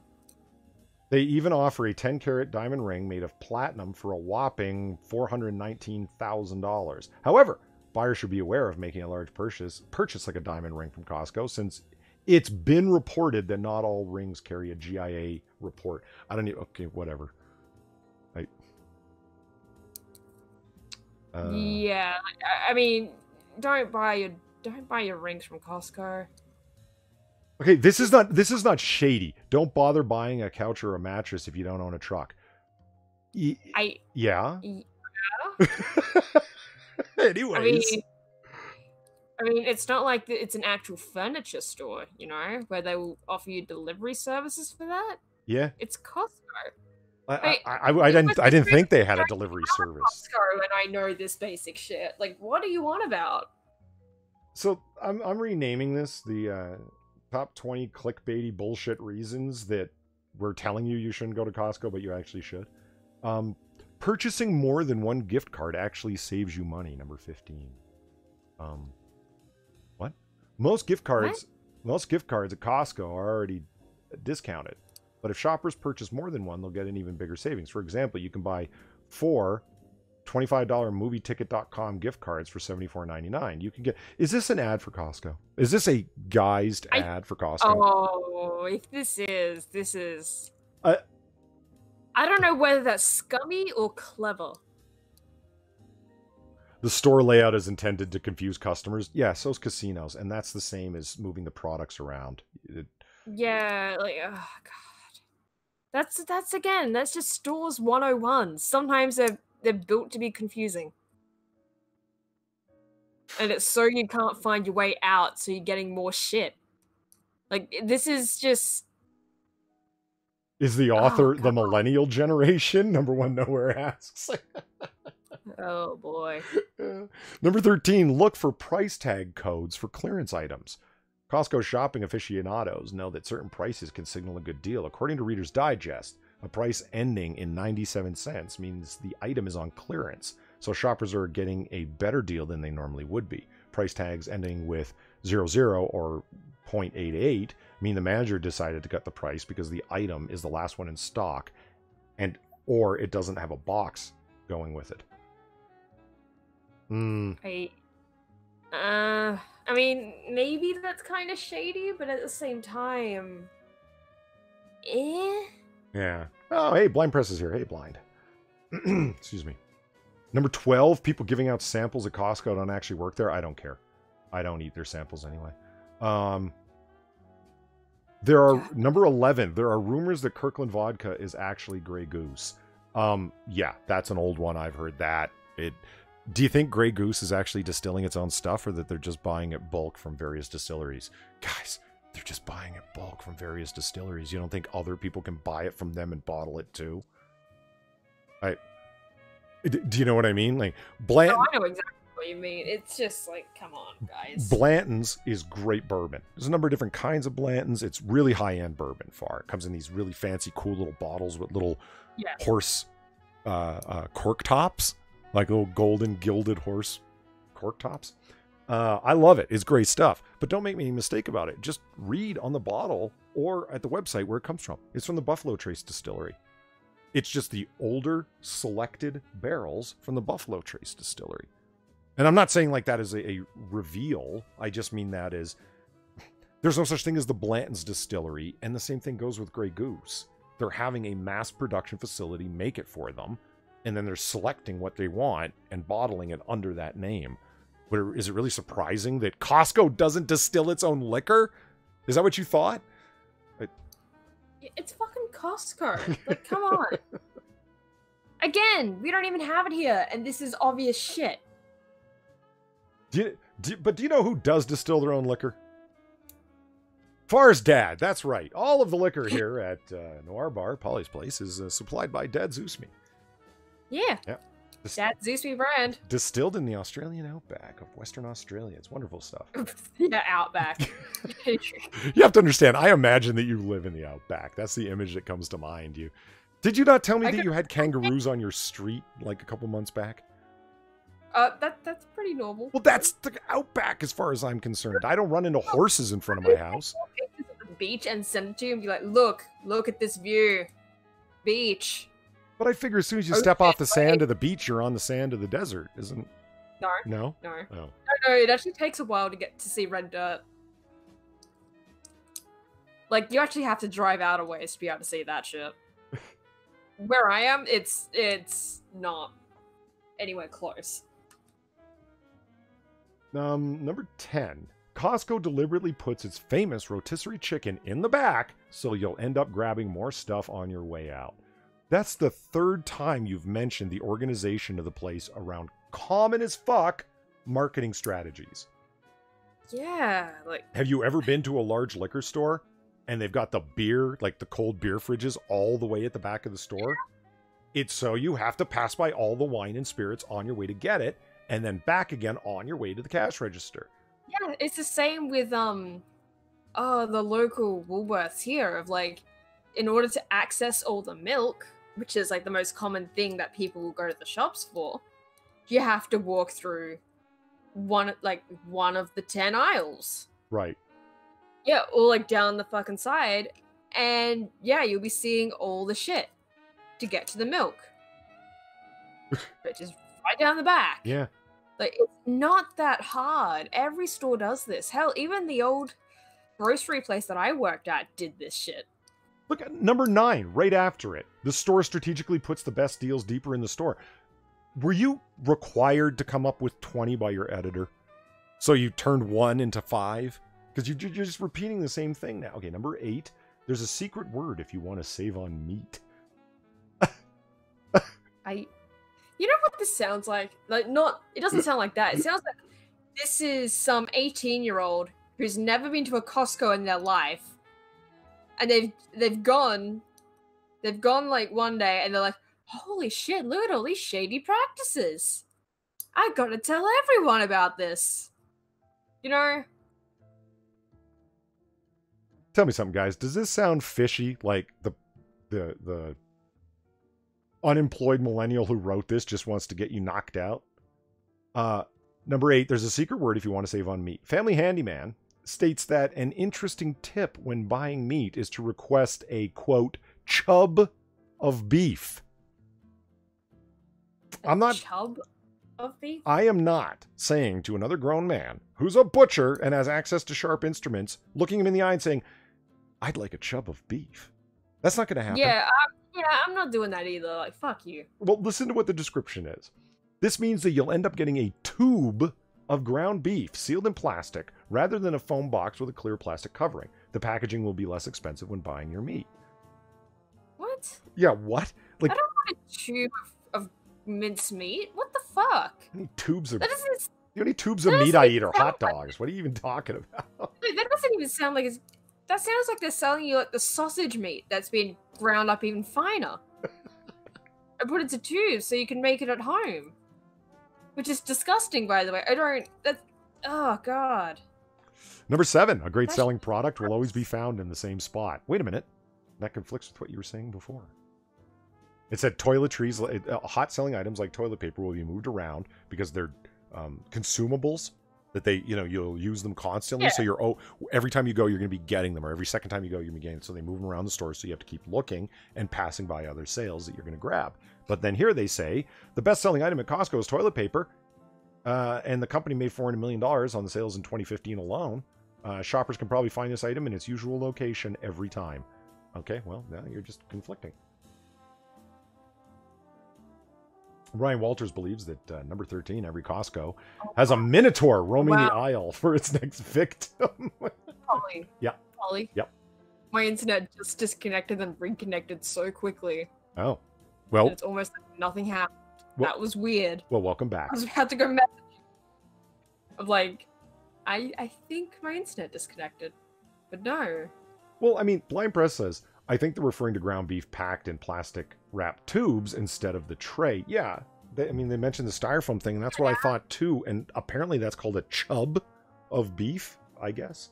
But I don't understand. Does that end up meaning, like, when you buy ground beef or any meat product, it's sold by weight, X amount per pound? Yeah. So that's usually how they do it. So is the price cheaper in the plastic tube? The packaging is cheaper. Yeah, for them. Are they passing that savings on to you is the real question. Yeah, it's... a chub of meat. Yeah, that just... I'm not telling another grown man I want a chub of beef. Just not doing it. Yeah, I'm not going up to a butcher and being like, so dude, do you have chubs of meat? Yeah, I'm not buying that much meat that I need to save the 2 cents per pound. It's fine. I'm just not buying that much. I'll pay the extra 5 cents to avoid the statement, you know? Number 6, what you see is what you get. This means there isn't a back room in the store. Yeah, the whole place is one giant warehouse. There is no back room. Everybody knows that. That's why there's fucking pallet movers moving up and down the aisles constantly, because that is their warehouse. Right? Am I just being a judgmental ass, or is this article shit? No, you're not. This is absolute garbage. There's a reason why their pizza comes out so quickly. Costco is actually one of the largest pizza chains in the United States, being behind Sissy's and Chuck E. Cheese, according to Best Products. Costco's pizza always seems to be hot and ready, and that's because of a sauce robot that distributes pizza sauce quickly and effectively. What's shady about that? Although, this picture they have of the cute girl biting into a jumbo slice is making me hungry and turned on at the same time. It's kind of weird. Number 4, you don't need a membership to buy booze. Yeah, you already said that. Oh, no, wait a minute. They didn't. They said the pharmacy and the optometrist, right? Yeah, so what? You can go in there and totally buy your liquor? Like, yeah, depending on where you live, non-members are able to purchase alcohol anytime they please. If there's a separate door for the liquor store, anyone can just walk in. Oh, yeah. Yeah. Separate door. That's the same as the optometrist and the pharmacy. Yeah. Well, let's... like, you can totally do that without a membership. It's apparently also shady to these people that number 3, more discounts are actually online. That's pretty shady. Oh, shit. Online discounts. That's busted! So shady. Number 2. Costco, busted! Number 2, their in-house brand Kirkland Signature uses the same manufacturers as name brand products. Yeah, that's what I was arguing before, guys. It's batteries, for example, are actually made by Duracell. Yeah, did you think Costco was making their own batteries? It's just rebranded stuff. That's not surprising. Like, of course they're not. This is, again, the comment of like someone that's never been inside a Costco before, seeing all this shit for the first time and not thinking any of it is pretty standard. Yeah. They feel like they have to tell the world. Yeah, Ex-Bubba Hotep says like technology is shady, right? Like their pizza distribution machine. No, that's not shady, man. You're right. And what is number 1? There is a reason why Costco's employees want you to skip the signature chicken bake at the food court. Oh. What? Okay, let's find out what that is. Customers and employees alike are very fond of Costco's food court. However, one item that workers tend to avoid is the store's signature chicken bake for health reasons. According to one employee, one chicken bake has over 1,000 calories thanks to its crispy dough, cheese, chicken, bacon, and Caesar dressing with a coating of Parmesan cheese. Wait a minute. This is an ad. This is a fucking ad. Yeah, This is a motherfucking ad for Costco. If it's not, and this was actually an attempt to make them sound bad, are you trying to fucking tell me that any rational person in 2019 would need to be told that it's really calorically high of something that's made of crispy dough, cheese, chicken, bacon, Caesar dressing, and Parmesan cheese? You need to be told that's not healthy? I'm having a heart problem just listening to it. There's nothing shady about them selling you a cholesterol bomb and you buying it when you know what's in it. That's not shady.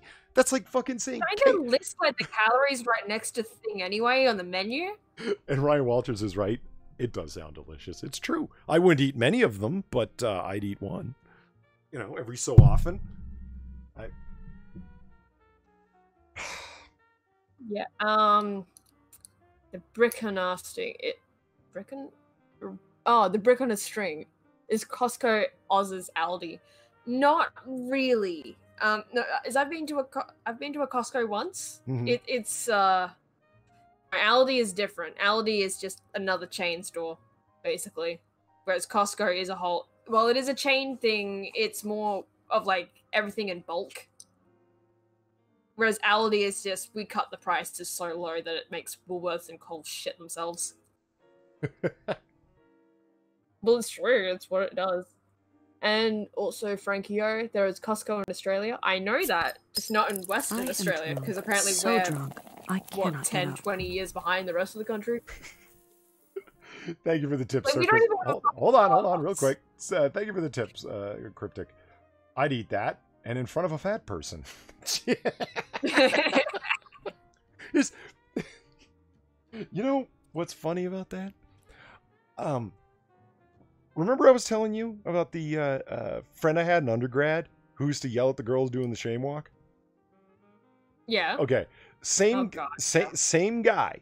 Used to go by in the student center. There's a glass front to the exercise room, which is huge. It's got all these exercise machines in it, et cetera, right? And they have all of the treadmills all up at the front by the glass.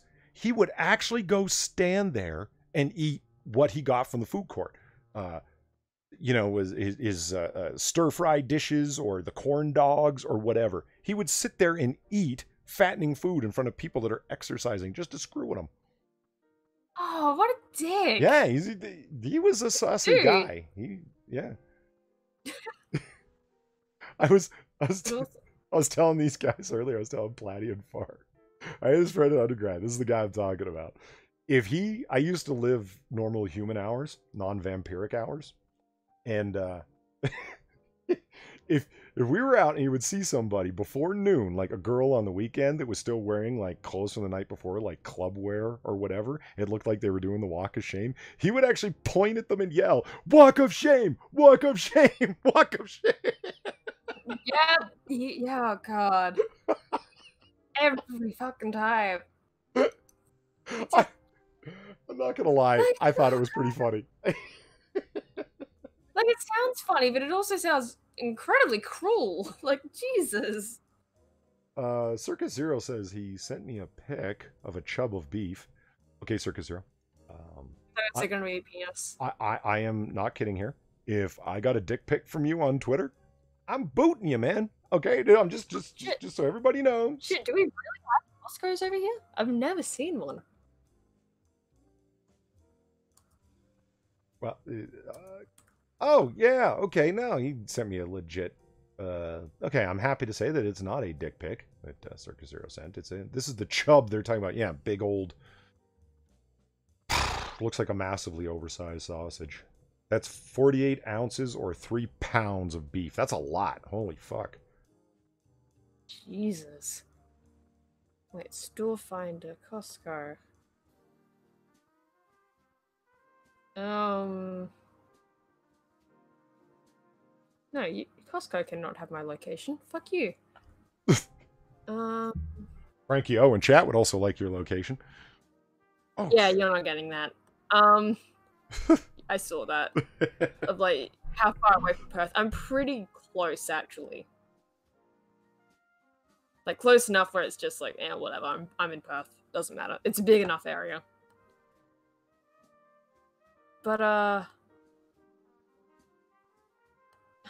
so apparently there's one around the Perth airport. That's fitting. Interesting. Maybe somebody should be getting a membership and shopping in bulk. Fuck that. I'm not going to the Perth airport for that. No. It's hard enough to get there without a car, and even with a car, it's hard to get there. Like, it's not worth it. I'm not. I guess if you want it, like, it looks like it's new. It looks like it's new though. So I bought fresh chicken at Costco that was cheap as fuck and bagged it all up separately and froze it. So when it's like, Duck Dogs asks, should I make a paddle for building tacos? Yeah, that's a hell of a lot of ground beef. But honestly, I think they're intending for people that don't have a taco stand downtown or whatever, that they're buying it and packaging it up. Yeah, probably. Or homemade sausage rolls or something. I don't fucking know. Do you guys even do that? Sausage rolls? I know what they are. I know they're... I mean, when I was over in the UK, they were fucking... Everywhere I turned, there was a fucking sausage roll somewhere. Like the pastry kind of breading around a sausage, right? Yeah, pretty much. Like pastry around...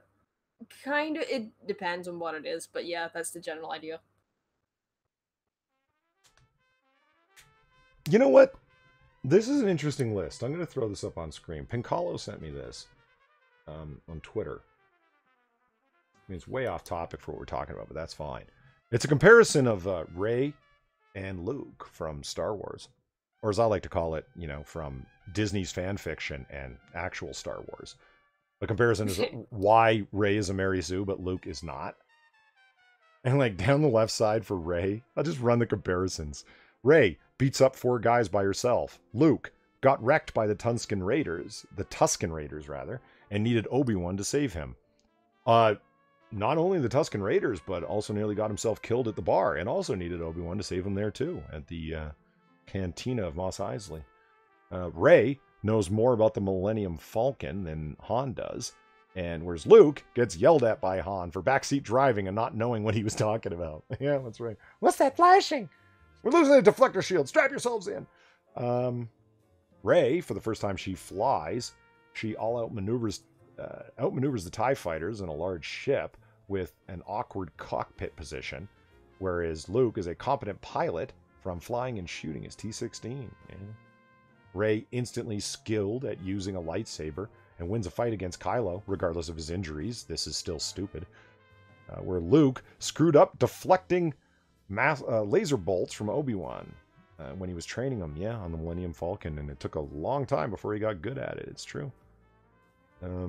Rey is instantly knowledgeable about probing minds, telekinesis, and using Jedi mind tricks, where Luke struggled to use the Force to move objects and continuously doubted his abilities. Absolutely. Rey instantly trusted by the Resistance to go on a mission to find Luke, even though they barely knew her, and also got a big hug from Princess Leia, or from General Leia at the time. That's what I can't wait to find out. Who the fuck are these two to each other? Rey steps off the shuttle and walks up and hugs General Organa. Leia. Why? Who are you two? You don't even know each other. They didn't even say anything to each other. Even after they hugged. It was like, what the fuck? Who are you two? That's just bad fanfic. Disney. Whereas Luke needed Leia and Han to cover his ass constantly during the rescue mission. Absolutely. And he had to get another pilot to vouch for him. Biggs. He's like, you sure you can handle this? And then Biggs was like, hey, Luke is one of the best bush pilots in the Outer Rim. You can trust him. It's... Rey speaks droid and Wookiee. Luke needs to talk to C-3PO to communicate with R2-D2. Right? Right. Rey instantly liked and trusted by everyone. No kidding. Where Luke initially annoyed Han and Leia with his naivete and innocence. There you go. Well, that's a fucking hell of a list, man. That's really cool. I mean, it's actually not cool. It's just a well put together list. It's just a reminder of how incredibly bad the Disney fan fiction is. So what's the bet after all this? Like, once they figure out finally, oh shit, this was garbage, they go, this was alternate universe, yes. Well, you mean like... they got rid of all the extended universe shit. Well, What's to stop them now? Like, saying it's technically canon, but, you know, it's on its own side thing. If there's... Well, you know, technically canon and all of that. I was having this conversation with Zelthor. It's 2019. It's year of the head canon. Everybody comes up with their own canon that they keep in their head.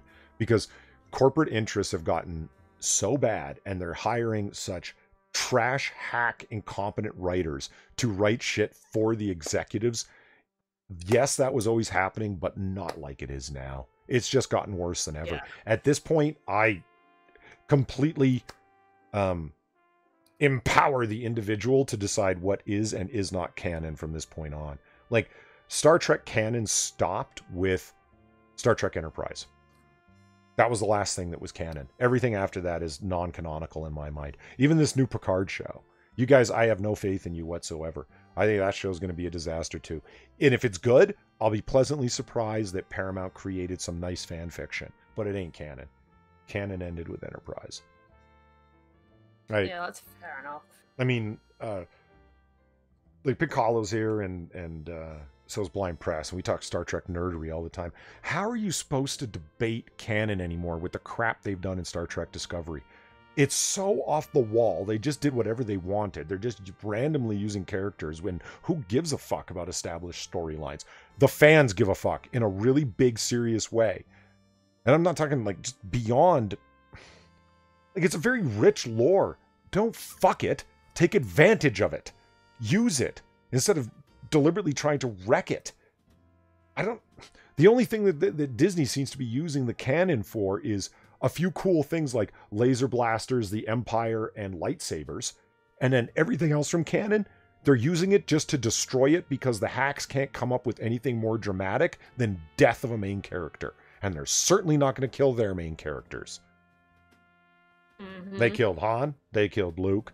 Leia died like because the actress died, or they would have fucking killed her. So instead, they're killing Lando Calrissian.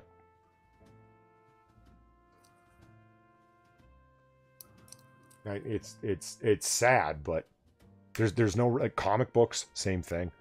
You get to decide your own reality of what's canon. That doesn't make sense that this would happen to Spider-Man because what? I say end canon, I don't know, before the Clone Saga started. Everything that before then and back is canon. Everything else is just Marvel writing fan fiction.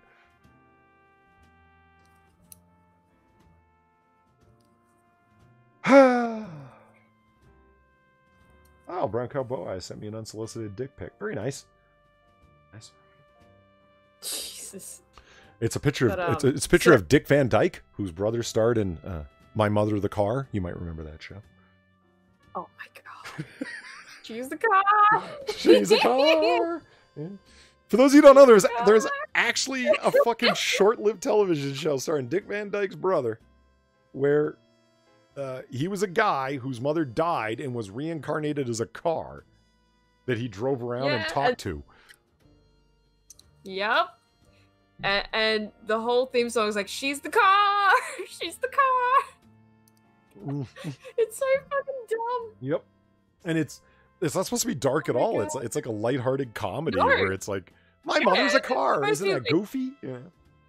Yeah, and like, look, my mother never wanted to leave me, so she became a car. Like, it's supposed to be like just, you know, oh, isn't that sweet? She's the car. But when you really think about it, it's like, dude, what the fuck? Yeah, this is stupid. This is what people should be thinking. Yeah, not just that, but stupidly dark as well in that weird way of like, your mom is now the car.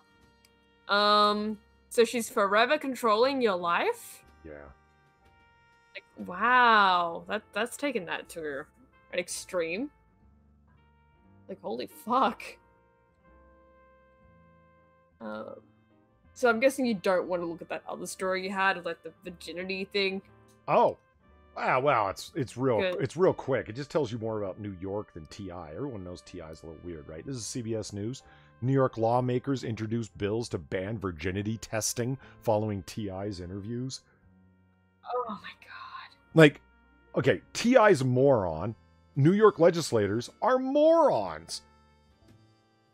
Just, oh god, virginity testing? Yeah.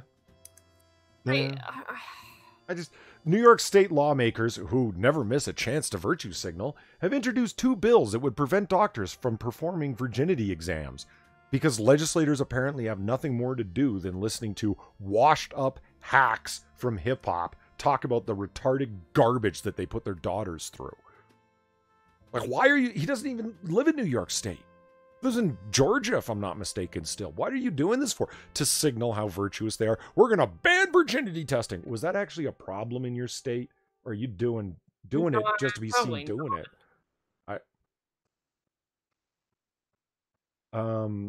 The move comes after rapper T.I. received considerable backlash following an interview in which he says he accompanies his daughter to the gynecologist to, quote, check her hymen and if it's still intact, and a subsequent interview during which he attempted to clarify those remarks.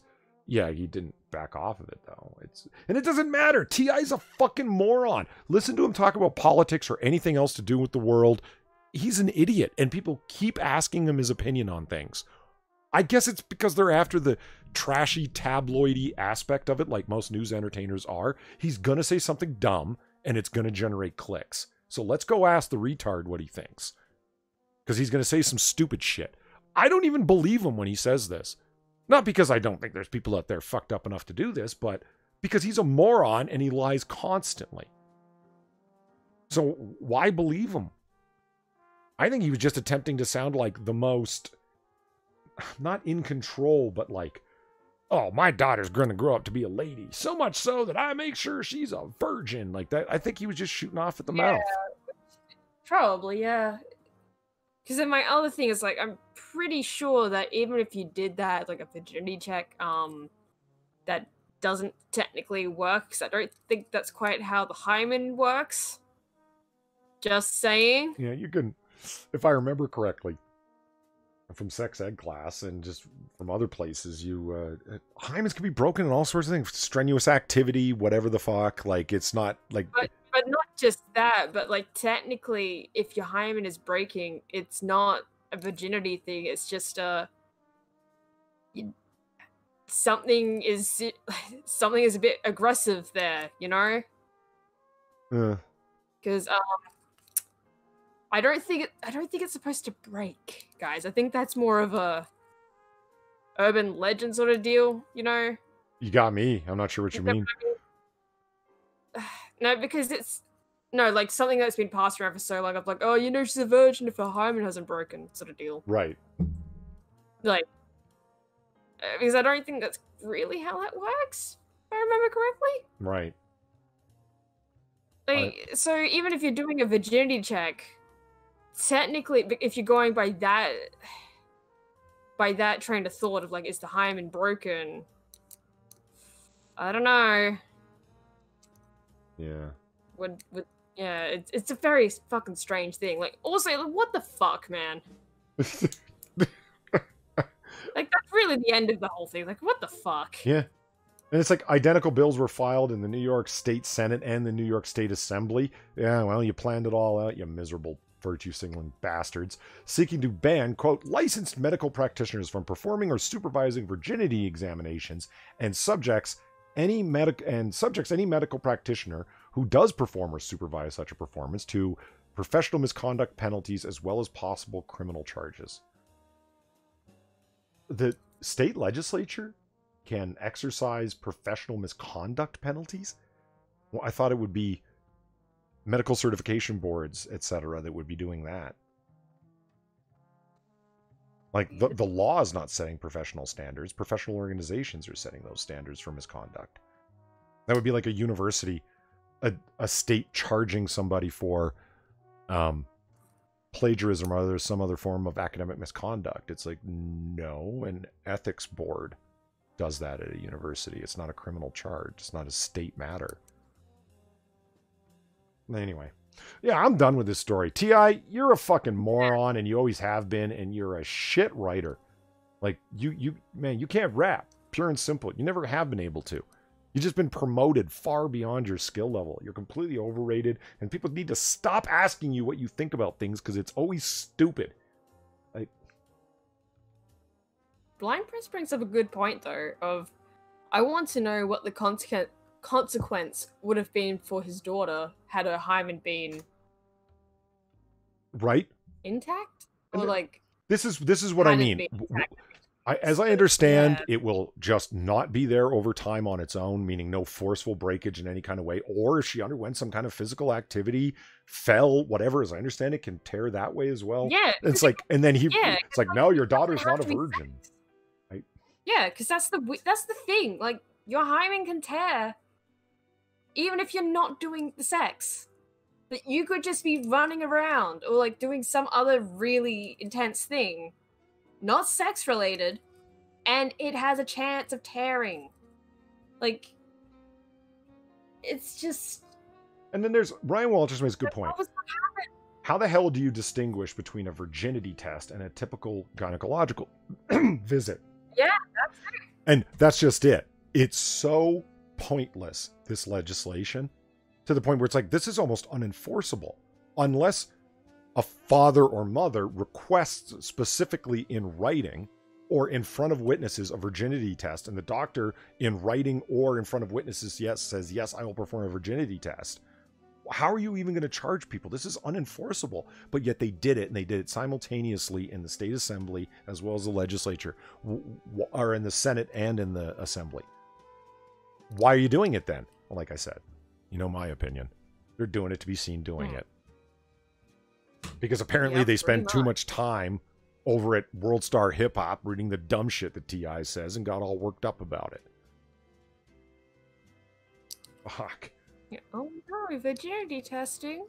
We gotta ban that. Like, I mean, I get where they're coming from because it is a bit fucking creepy, but at the same time, you can't enforce it unless it's a really specific situation, you know? Yeah, so specific that it kind of, what's the point? Yeah, like, unless it's a T.I. situation where he's literally telling people, I'm having my daughter get a virginity test. Like,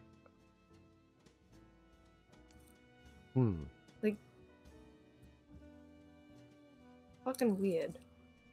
Just scrolling through to see this is... Yeah, we know that one. A Christmas pickle?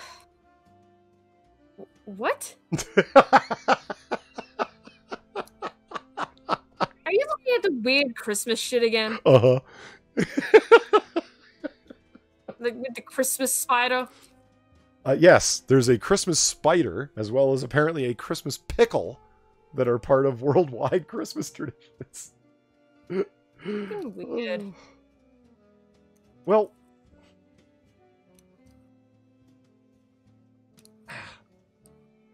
the Blind Press says, I was just reading that. I hope you guys just didn't talk about this and I get it out. But you guys have something where you turn 16, that when you turn 16, you're given forms to sign by your doctor, basically saying that your parents have no rights to your medical information without your permission. Okay, that was part of what T.I. said. He said, every time I go there, I have to sign the stuff. And I say, you sign it, like meaning to his daughter, and then I sign it, and then there. Okay, we've signed. Now, tell me, she's still a virgin? Like, those were his actual words like that. So, yeah, he was very clear that it's like, yeah, of course you have to sign off on it. But again, there's no reason to believe this guy. The man's just a master bullshit artist. Well, the guy's a bullshit artist. It's not actually masterful. To me, it always seems like he's fucking lying. He's constantly exaggerating his achievements and his intelligence level and his knowledge base. Fuck him. I'm done talking about T.I. Guy's a fucking moron. But yeah, Blind, there absolutely are those laws. They probably vary state by state, I would imagine. But yeah, probably, that's not like everything else. Yeah, that's not uncommon though. That's medical records are taken somewhat seriously in terms of confidentiality. But then again, everything's fair game under the Patriot Act, which is why it's so fucking awful. But, you know. Do you want to talk about Jahan's far, or do you want to talk about the Christmas pickle? Oh, God. Where did we begin with Jahan's? I don't know. Maybe we should... I don't even know how long we've been on for. We've been on for, 2 hours, apparently. No shit.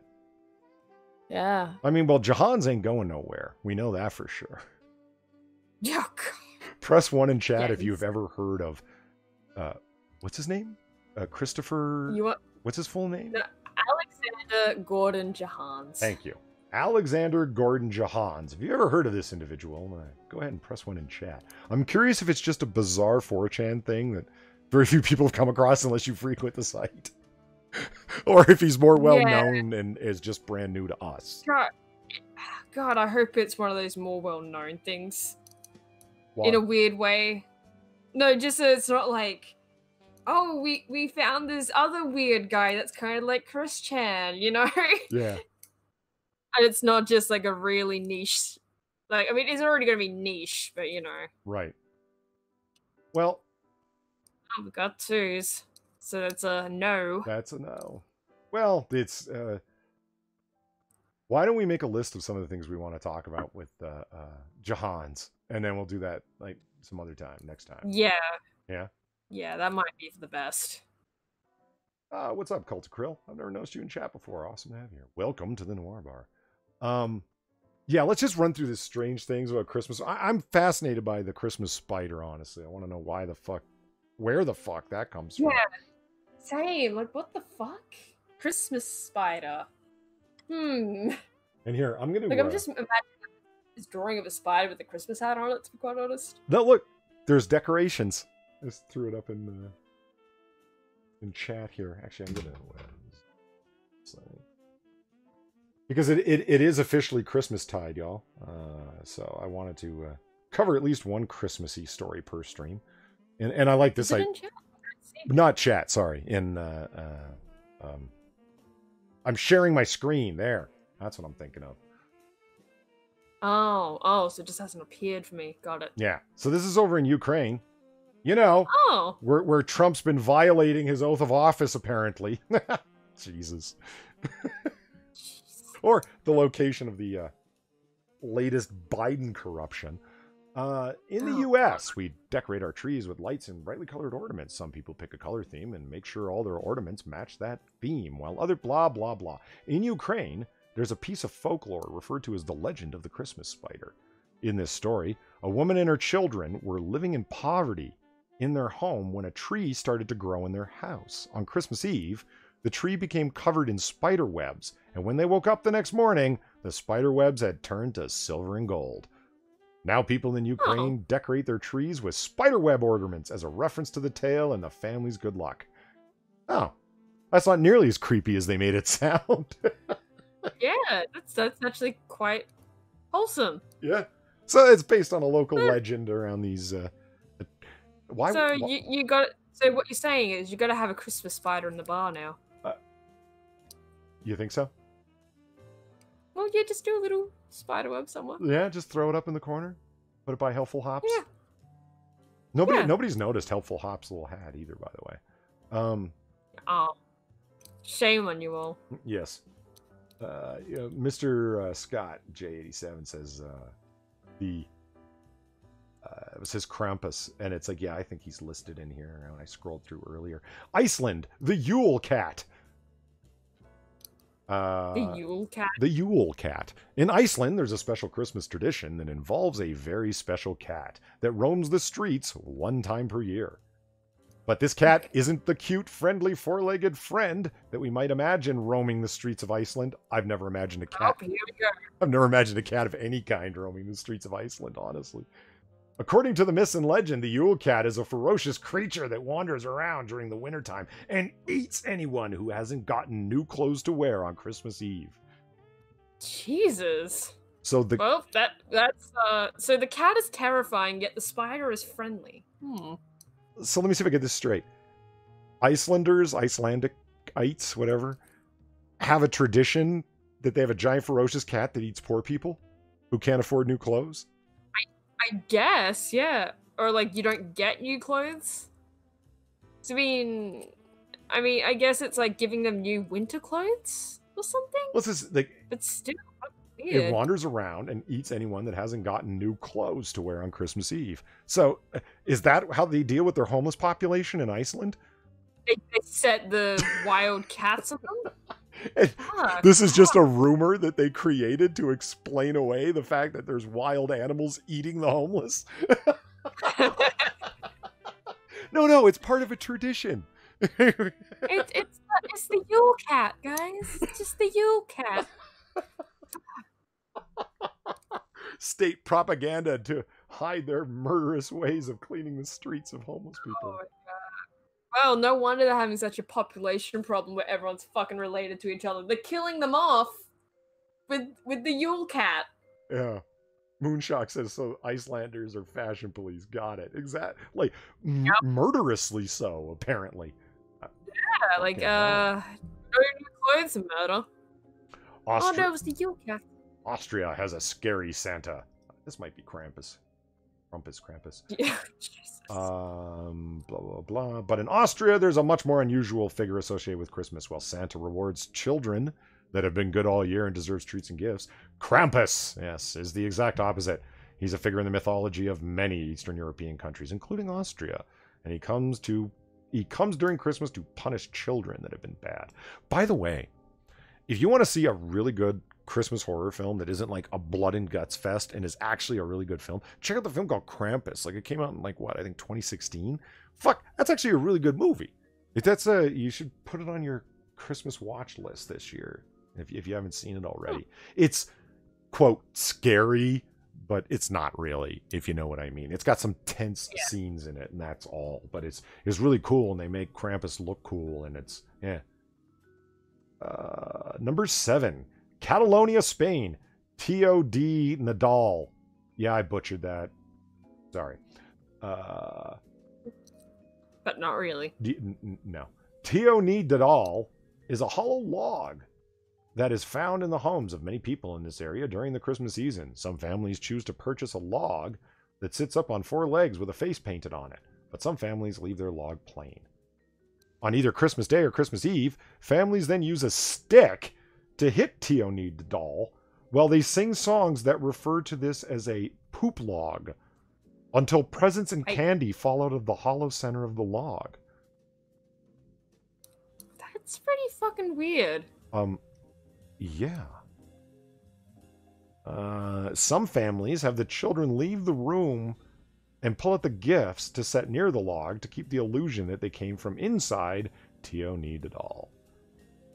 So they haul out the log, they stuff it with candy and shit, and then they beat the hell out of it with sticks to get the candy out. Well, that sounds delightful. Yeah. Yeah. Okay. I don't know anything. Oh, here's one you'll love, Far. Japan and their Kentucky Fried Christmas. Oh God, yeah. Fuck. I love this one. This one, it warms my heart. I find it funny. Yeah. Like, it's oh my God. It's so Japanese to do something like this. Meaning taking something normal, like an octopus tentacle, and doing something really fucking weird with it. It's so Japanese to do that. They take Kentucky Fried... What? No, never mind. Read it. I'll say afterwards. All right. Many families have a tradition of getting together on the holidays like Christmas to enjoy a meal together, whether it's turkey, ham, blah, blah, blah. This is also true in Japan, even though Christmas is celebrated a lot differently and has only started to be celebrated in the past few decades. It's still popular for a lot of people.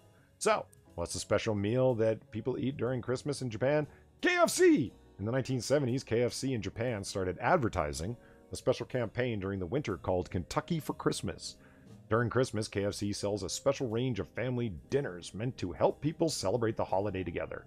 Well, they didn't... They didn't explain it very well. They don't talk about how deeply set it is and how insanely popular KFC for Christmas is. Oh God, yeah. You actually have to... If you want Christmas KFC in Japan, you have to order that shit months in advance. Yeah, or there won't be any for you. Months in advance. Yeah, because they don't have that shit on Christmas. Because everyone's pre-ordered their KFC. Mm-hmm. But no, did I ever tell you about the time... I think this is the last time I was in Japan. Like, and this was during Christmas, right? Mm-hmm. And that we went to like a shopping center, a mall, right? And in the middle of the mall, there was like this Japanese woman standing there in like a Christmas costume, and she was manning a booth. It was a KFC booth, and it was all Christmas themed. And I guess she's like promoting KFC for Christmas. Okay. And she had like little boxes of KFC to give to people, I guess. And it was really weird. Yeah. It was just like this random lady in the middle of it all, and just KFC. Like, and it's really. Ebony Williams says this is like, the first time I'm hearing of this. Yeah, it's incredibly, insanely popular. It's just become their thing. You know, that's what they do. And yeah, I've heard about the setting the order weeks ahead of time, and the work that they have to do to bring in precisely the amount of chicken, because it overwhelms their cold storage units to have that much chicken, so they have to plan off-site freezer units to keep all their chilled chicken ready, because that's how many orders they have at each location. Yeah, and it's insane how much they just love their KFC on Christmas, to the point of where I wouldn't be surprised if KFC was the only store that day that technically wasn't really open, but only open just to give their pre-ordered chicken out. Yeah, they're a frying and shipping setup. Yeah, you can't go there to eat there. In fact, on Christmas in Japan, everything is still open. It's only like the New Year's where they actually do the same thing of everything's closed on Christmas there. Yeah. And I mean, Yeah, it's Rich makes a point. It's like they aren't a very Christian nation. Yeah, there's some Christians there, but not even close to overwhelmingly so. So yeah, this is like they actually celebrate more Christmas Eve than the actual Christmas. right. Like that, because to them it's not the Christian part of it. It's the it's what it's kind of more become to us as well, of it being just presents and spending time with people. Mm-hmm. But yeah, it's not that same religious aspect for them. It's just, oh, it's a novelty. Some of us still go to church on Christmas Eve, Far. We're not all heathens. Oh. I'm just kidding. I'm just bugging you. Yeah, well, I'm not going to go to a Catholic church on Christmas Eve. God. Why not, man? Nobody throws more pageantry than the Catholics, man. They bring in choirs and they always have huge cathedrals if you want to do it big, you know? Oh, not the one near me. Oh, really? No, they I don't think they still do this, but for years and years they used to run their shit out of a private school. Oh, okay. Because they were the same running said school. Hmm. So it's kind of like, not really.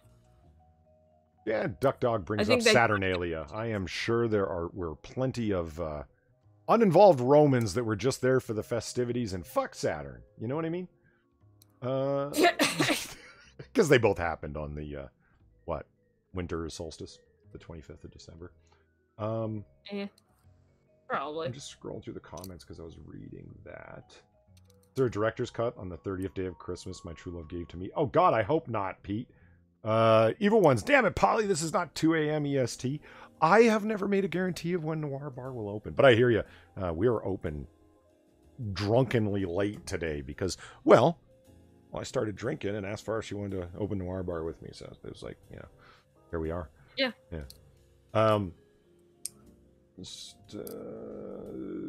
Oh, shit. Good point. Cult of Krill asks, I wonder if this article is going to mention Black Pete. Good call. I hope so. Yeah. Oh, God. Yeah. Forgot about that one. Speaking of which, let's jump back to this and see number 5 is. Here we are, Germany, the Christmas pickle. I've been looking forward to this. Christmas pickle. That just sounds so ridiculous. I have to know what. And like, look, you'll see it come up in a second here, Far. There's a fucking pickle ornament in a tree. Oh boy. And it's from Germany. Is anyone surprised that Germany came up with the weirdo tradition? I mean, I know they came up with the Tannenbaum Christmas tree tradition themselves, but of course they had to hang pickles in it. Okay. Everyone has different ways of decorating. Thank God we'd never adopted the pickle tradition, you know?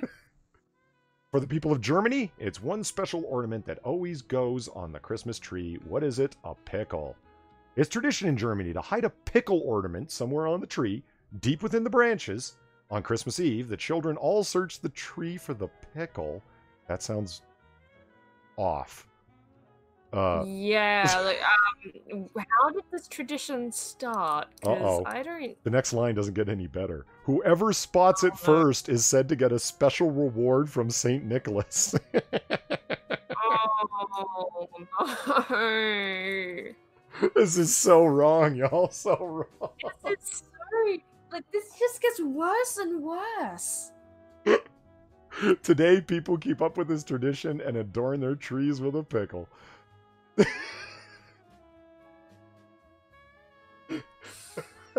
Got nothing.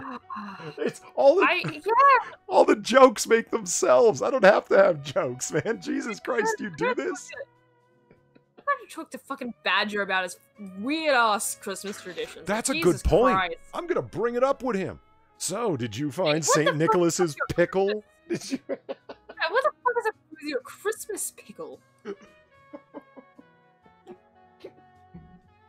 Like, god damn. And then just you watch, he's like, oh yeah, the Christmas pickle. You guys don't do that? Like, oh god. Exactly. Cult of Girl's like, hey kid, want to look for my pickle? That's what I'm saying. Yeah. No, it's that level of creepy of like, no, I'm good, thanks. Well, that are anything to do with your pickle. I thought it was gonna be okay, like, all right. Back in the day, like we're talking colonial America and Victorian England and stuff like that, right?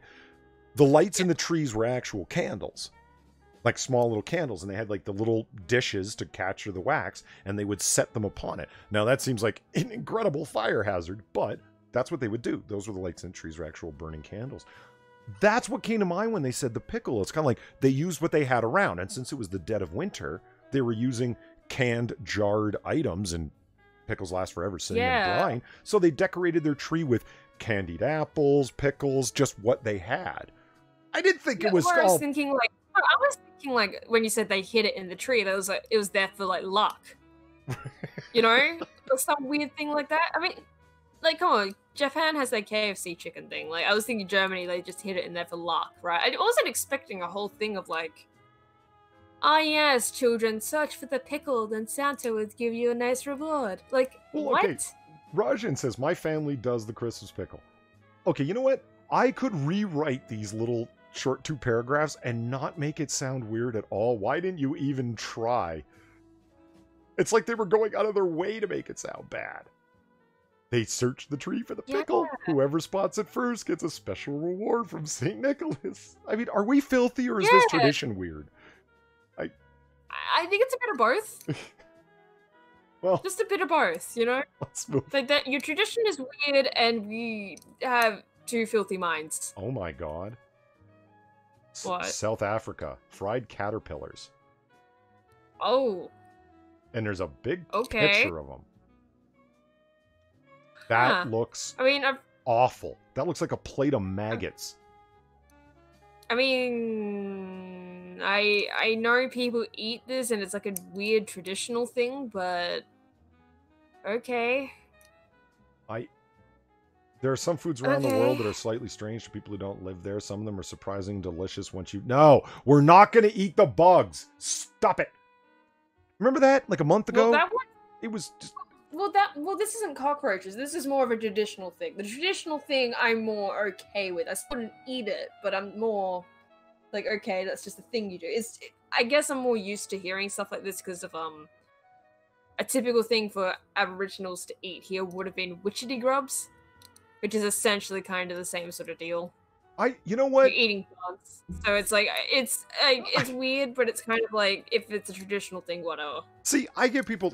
I'm a big fan of seafood. I love clams, oysters, mussels, squid, cuttlefish, all that. You know, people are like, that's disgusting. How can you eat that? It ain't fucking bugs. People. Like, I mean, as much as I don't really like the idea of crabs or clams or anything like that. It's different because that's more of a psychological thing on my part, but it's not bugs. Man, I'm not going to be able to have gummy worms for a while after seeing them fried little nasty things. Oh, I would. Quite easily. Oh, man, I was going to move on to number 3. U.S., a cozy fire on TV. Hey, shut up. I've done that. I didn't have a fireplace. You fuck off. No, that is pretty weird. I kind of find that weird, I'm not going to lie. I mean, I get the idea of it. Like, I do, but it's still that thing of like, I don't know, I guess because for me, Christmas isn't over winter is part of it, but it's just kind of like, okay, that's weird. I said this to Irate Alex, Irate Bear. It's like, if I... Oh yeah, and Far, you've heard me talk about this. If I had the cleverness, the thought of it years ago before Adpocalypse 1.0, I would have done a fireplace channel. And I was saying that to Irate Bear, and he goes, what's a fireplace channel? And I was like, it's a fucking fireplace. Like, literally, it's just like they set a camera in front of a fire and let it burn. I would go to the greatest hotels, like, and pay the $200, $250, $300 a night. Like, not the greatest, but like a nice hotel for like $200, $300 a night, and just film the fireplace in the hotel room. Because it'd be like a fancy surroundings with nice marble and everything, right? And there's my fireplace film, and it runs for 5 or 6 hours as you continually throw new logs on it. The fireplace channels on YouTube that do the best are the ones that actually have a fireplace poker come in every now and then puts new logs on it, so it's a little bit more realistic. You know what I mean? Go look at them on YouTube. Millions of views. Millions. Imagine that before Adpocalypse 1.0. Getting CPMs of like, $10 because it's as family friendly as it could get. Why the fuck didn't I think of that before those bastards over at the Wall Street Journal wrote that PewDiePie article? Fucking bastards. Don't know, man. People love ambiance channels, man. Not just fireplaces. All sorts of ambient No, sounds, and you know it. No, I get it. It's just it's more the idea of it just being, oh yes, fireplace channels. Yes.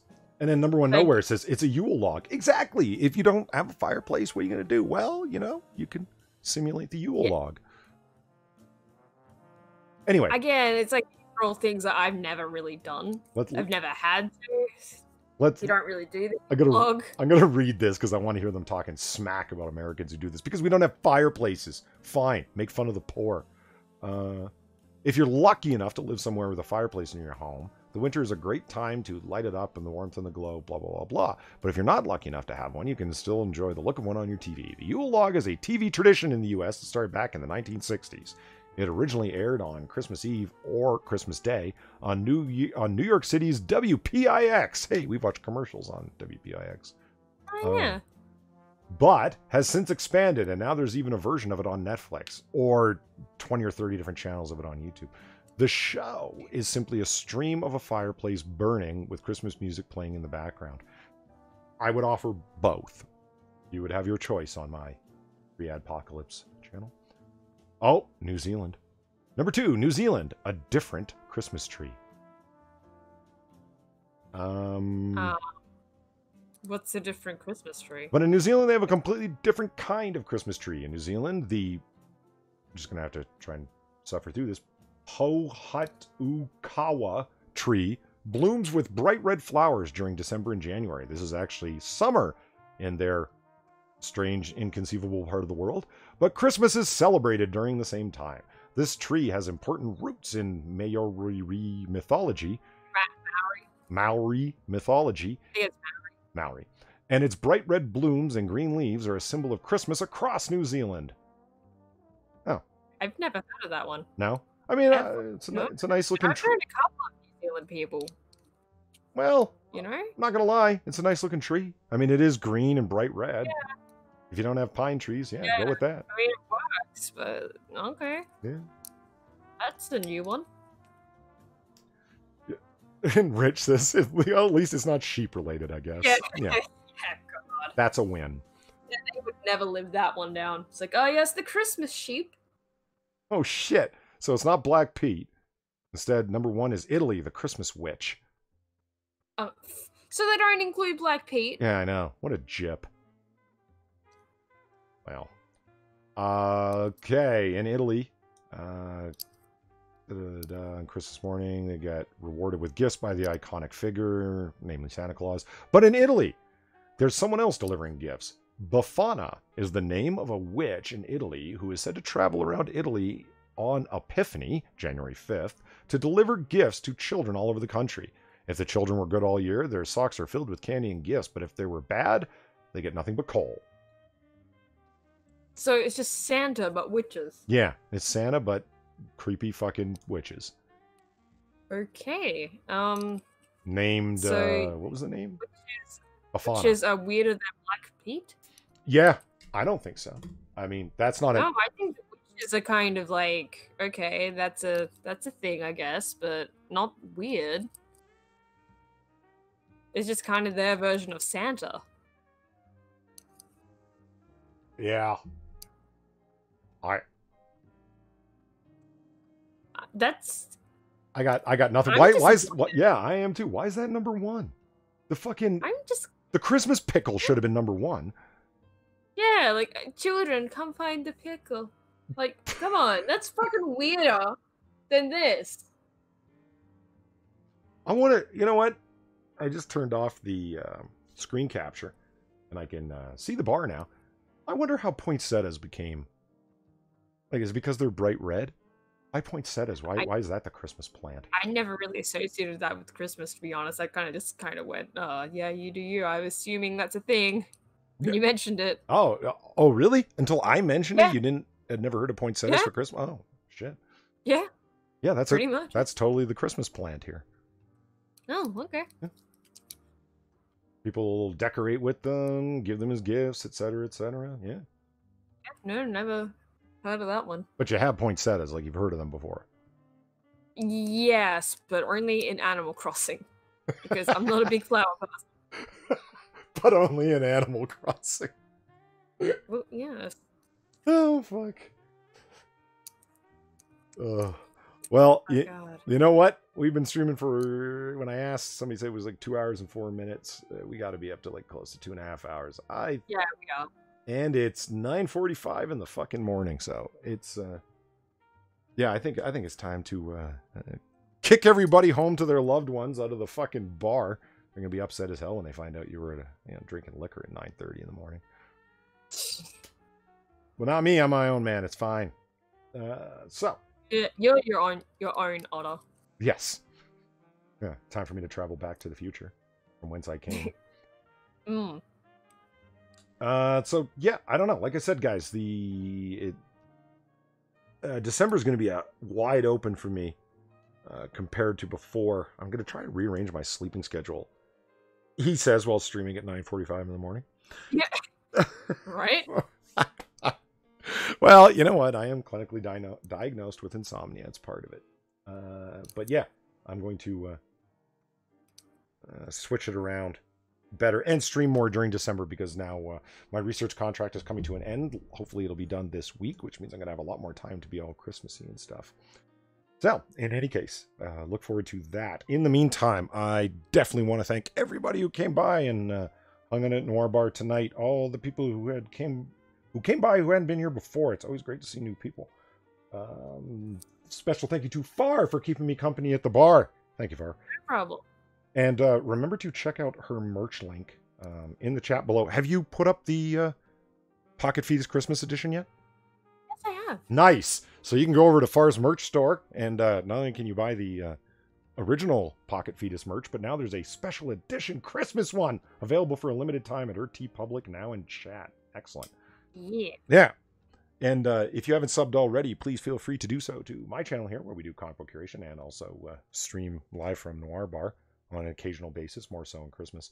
And I want to spend a special thanks to everybody who tipped the bartender. It is sincerely appreciated. You keep the bar open. We couldn't keep it running so otherwise. All right, guys, as we always say about this time, it's been last call. You don't have to go home, but you got to get the hell out of here. So we'll see you again next time. Thanks for dropping by, everyone. Have a good day. Good night.